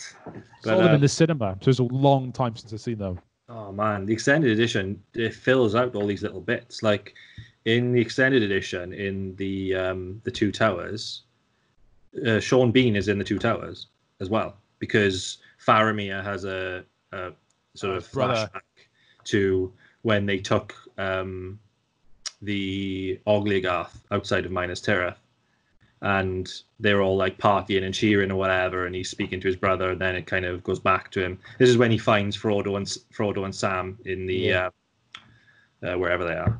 But it does make you think though, like obviously fantasy's successful again now because of Game of Thrones and stuff. I think Lord of the Rings would have been better as a TV series with like the budget of Game of Thrones. I think it would have made with the right. Well, if Peter Jackson directed the TV show, I think they would have done that right. I think that would have been an epic TV show. But how many series? Rumors that they might still do it. Well, they are doing it. It's based on. It's not based on that era of Middle Earth. It's based well before earlier on, isn't it? But it's the same. Yeah. I look forward to that because I'd be interested to see more of Middle Earth. Well, kicking off because they thought it was a female Gandalf going in there. Yeah, I know. Was Ian McKellen said that he would be open to reprising the role, but I think it's because I know Gandalf and what they called Maze, all the wizards. they're all really old, but I don't think they're as old as how far they're going back. I'm not too sure on that though. I'm not sure how it works, to be honest. Yeah, but yeah, it would be an epic TV show. How many series? Time travel. How many seasons would that run if Lord of the Rings was a TV series? Fucking, I don't know, a lot. Because there's a lot they could go into. The books are fucking massive. They'd ruin it. You know how much? Like it's the books. They cut out a lot in the books. There's a character in the books called Tom Bombadil who is like this ridiculously powerful. Is he a wizard even? I don't know, but they say that he's one of the few people in Middle Earth who the ring can't tempt. It just doesn't have any effect on him whatsoever. And when they say to give, why don't we leave the ring with Tom? Gandalf says, it's like Tom will just forget about it, and you can't because he's just so like that did whatever, and airheaded, I guess. But he's just ridiculously powerful, and they cut him out of the film. I don't know why. Probably logistically, I guess people would have thought, why can't he just walk into Mordor? But one does not simply just. Yeah, and then there's also the thing about the Griffins, the Eagles rather than the Griffins, the Eagles at the end. Why couldn't he have just taken them to Mordor? But I guess you got to remember that at the time that the Eagles flew in, the Nazgul and everyone had been taken down, and also Sauron was no more. So obviously, the Eagles would have been dead as soon as they flew over Mordor airspace, like. So there's intercepted by fighter jets. Yeah. But yeah, it's a trilogy that I sincerely hope that it never gets remade, and that's a big hope because as though it's one of those things that will get remade eventually. I think it is a remake. It is a remake. They did the film, didn't they, years ago? It's an animated film. Animated film, yeah, but. You know, it's horrendous film. Do you know who originally had the rights to the Lord of the Rings film? George Lucas. Here's a quiz question. No idea. I'll give you all. Go on, Gareth should know this one. John Candy? No. Michael Jackson. No, you're in the right area though. Well, musician wise. Yeah. David Bowie, was it? No. It was. The Beatles had the rights to the Lord of the Rings films for a long time. The Beatles Lord of the Rings. And you know how they made all their films like Hard Day's Night and Help and all this stuff. They made their own films. Well, they originally planned to do a Lord of the Rings film where they each played a character, and then they would play more than one character, I think. And yeah, it sounds bizarre, but it never got off the ground, thank God. I wonder why. Yeah, but yeah, they had the initial Lord of the Rings rights, I guess. It's on my list to read, man, Lord of the Rings. So it's a hefty motherfucker of a book. My dad got them. This is ridiculous. Then you got the Silmarillion, which came after, and the Hobbit, which came before, which is way for fin. Yeah. They turned that into 3 fucking films somehow.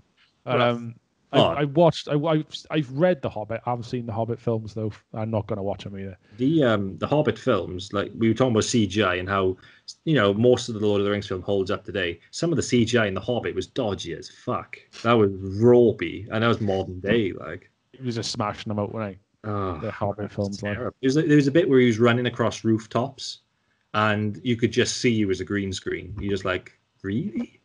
How much money did you have for this? What's his name? Peter Jackson hated making The Hobbit. It wasn't him originally meant to make it.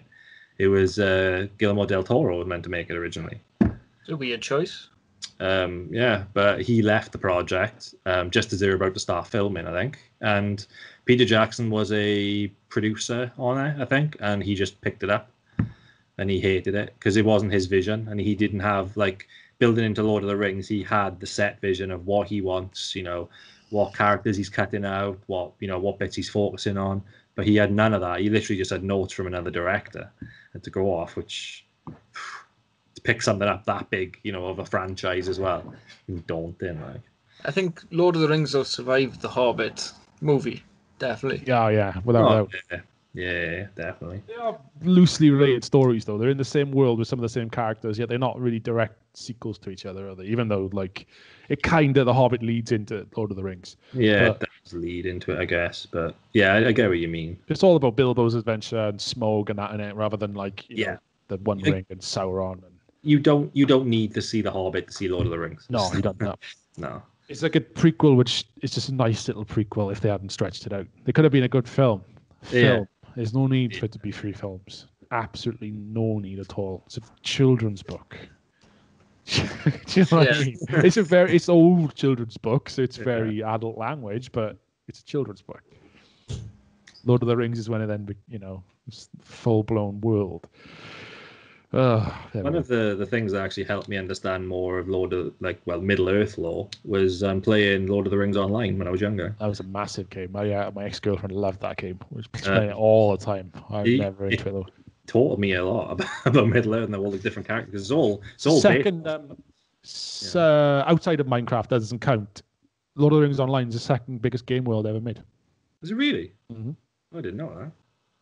I tried jumping into it a few months ago, and I was just like, everything has changed. I have no idea what I'm doing. Everything is different now. Yeah, yeah. They did fuck it up though at one point. They completely trashed the system of how you level up and everything. And you used to go into different trees and all this stuff. It was all really cool. Then they just scrapped that and gave it just this really linear, boring path. And I was like, well, all that effort to make my character unique, and now I've just got this bog standard character. Quite shit, really. Yeah. But anyway, that's my ramble on Lord of the Rings and why it's one of the best, or the best trilogies ever. So. Trilogy. Yeah. Pretty good. Does that leave the last entry then? The final one.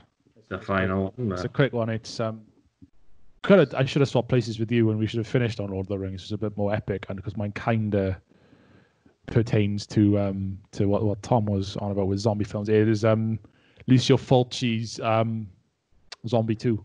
Or more commonly known in this part of the world as zombie flesh eaters. So yeah, basically, it's an Italian horror movie. It was marketed as the sequel to Dawn of the Dead. It has nothing to do with Dawn of the Dead at all. It's just called Zombie 2. It's voodoo based, isn't it? Voodoo based. So basically, it tells a story. Is a Caribbean island cursed by voodoo, and the dead rise. Essentially, the plot is wafer thin. It starts with this yacht which is sailed back up into the river that they crashed that plane on in New York, that river, Hudson River, is it maybe?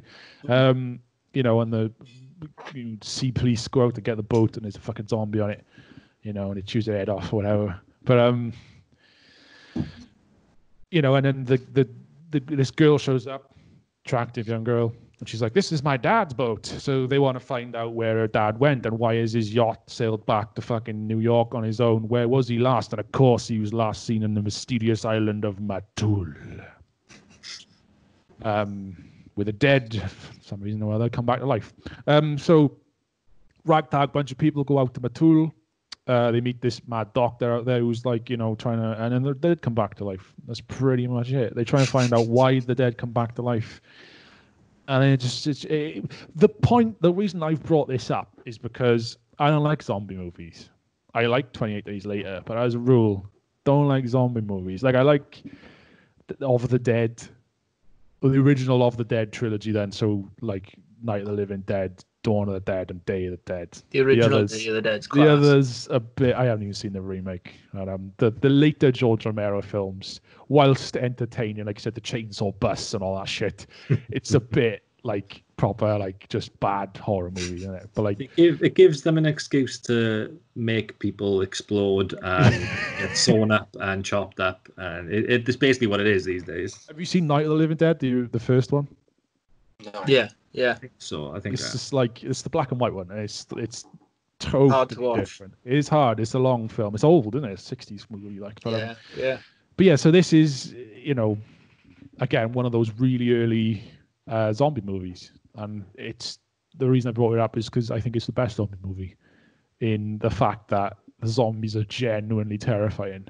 Like you were saying about 28 Days Later, these are the shambling, return to life corpses, zombies of but they're just absolutely fucking hanging. They're so hanging. They proper look, because there's no CGI, it was early 70s. They're just all decomposing, or worms crawling around in their head and that. It's banging film. It's gory, as you can probably imagine. And yeah, I'm not saying this is like a pinnacle of cinema history. It is a cinema history, but there's one point where a zombie fights a shark, so it gets a bit mental. But like, it's a good line between horror and like that B movie kind of exploitation trauma shit, which would come later on. But like, it's just classic, man. Zombie 2. Is it that movie where like a zombie's got a girl's head and she's pushing it into like a nail? Pulling her against the like jagged wall of like a wood door, and he just fucking pulls her head onto the nail. It was proper grim. Yeah. Fucking eye, like. Yeah. Yes, it's a good movie. It's not a long film, and if you're gonna watch a zombie movie, watch Zombie Flesh Eaters, and that's it. That's what I'm gonna say about it. The plot is bollocks. Like, it's a zombie film, you know. But it's again, if you love it, it can open a wormhole into Italian horror movie, horror movies rather. There's something about Italian horror that is a bit more just grim as fuck.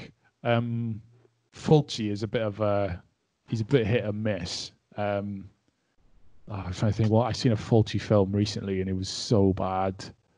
A Cat in the Brain. Oh man! Again, the plot sounds amazing, but it's just so shit. So A Cat in the Brain is his final film. He kind of did like Bowie did with Black Star. It's like he kind of knows like his time is up.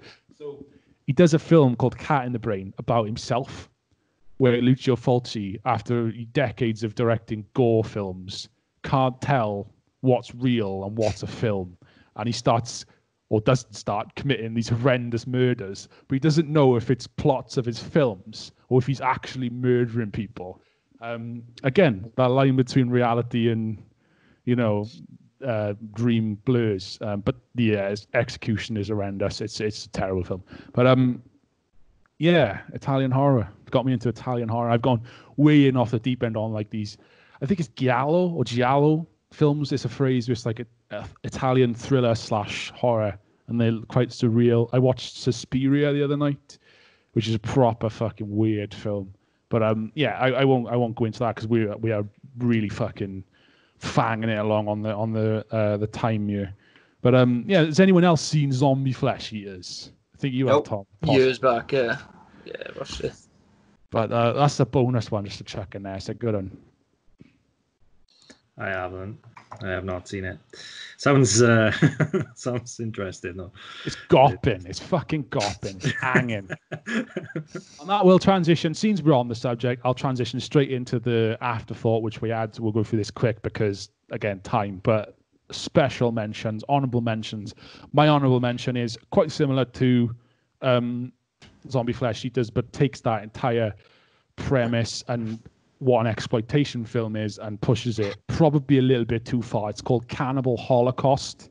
And it's probably like the original Serbian film where everything got taken a little bit too far. Obviously, Serbian film is now fucking trumped that. But A Cannibal Holocaust is a film about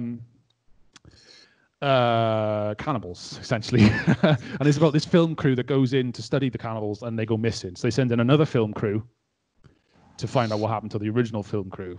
And it's all filmed like Blair Witch, you know, found footage. So it's patched together from interviews and the footage they found in the cameras of the other people that went missing. So it looks real as fuck. Obviously now it's about 45 years old. It doesn't look so real. But never have I felt like I needed a shower after watching a film until I saw fucking Cannibal Holocaust. Gareth will know some friends of mine in a band called Catastrophic Blunt Force Intracranial Hemorrhage Fluid Leaking from Ruptured Eardrums. They open and close their sets with music from Cannibal Holocaust and Cannibal Ferox, those two films. That's right. Really weird, haunting music. And yeah, the film, it looks real. The director was arrested for killing his no joke, he was arrested for killing his actors because they thought the Italian authorities thought it was a snuff film. Oh, wow. Because when the film was premiered in the cinema, they made all the actors go into hiding for 6 months. So they thought they'd all just unknown, like, you know, B-movie actors. So just like don't appear anywhere. The premiere had none of the actors in it. They're all missing or dead. And Yeah, people thought he was fucking, this is early 70s, whatever. People thought he was real. People lost their minds over it. There's a lot, again, something I don't really agree with, a lot of animal cruelty in the film, which is real. A lot of that stuff is real. They did go a bit too far with that, killing like fucking pigs and turtles and shit. But again, it's kind of showing how people in the middle of a fucking jungle live, you know what I mean? Am I still here? I feel Gosh, froze for me. Yeah, you're frozen. Is my voice still here though? Your Yeah. voice is still here, yeah. What a phrase for me, what a fucking position for me to freeze on. But yeah, my honorable mention was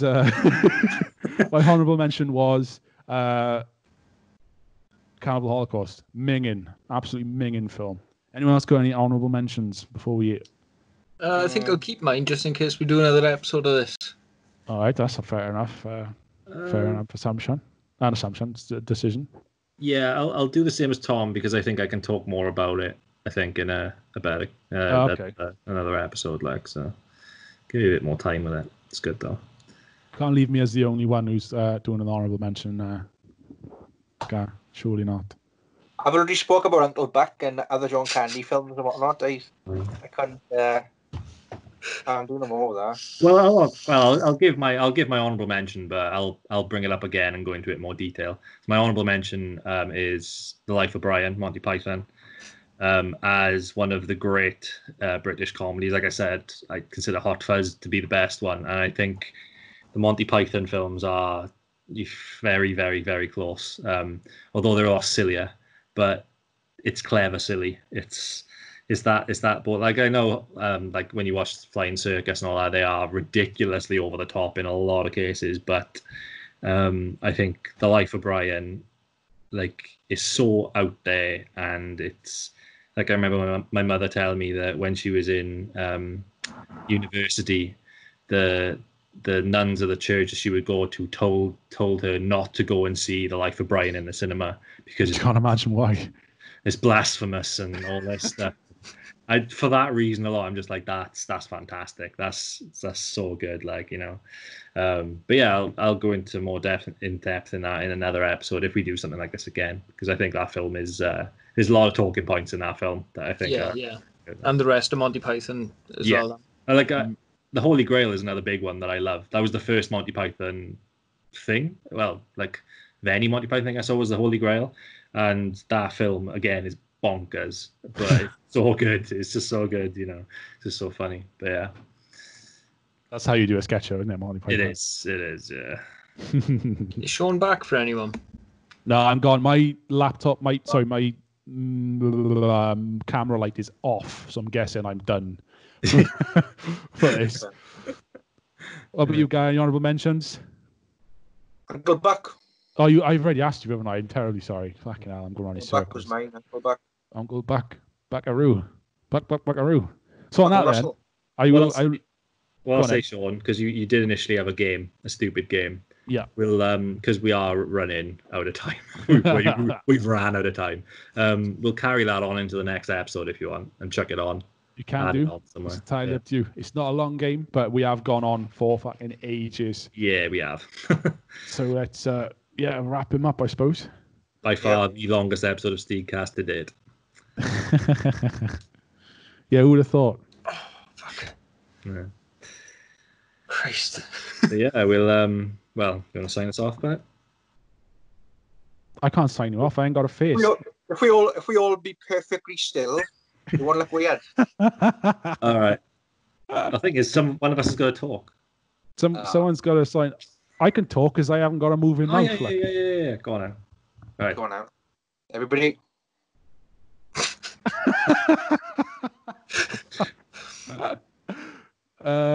Yeah, so this is the abrupt end to the SteegCast movie special. We hope you've enjoyed listening to our shit talk, and we'll catch you in the next episode, whenever that will be. Adios and farewell. Auf Wiedersehen. Ta-da. Ta-da.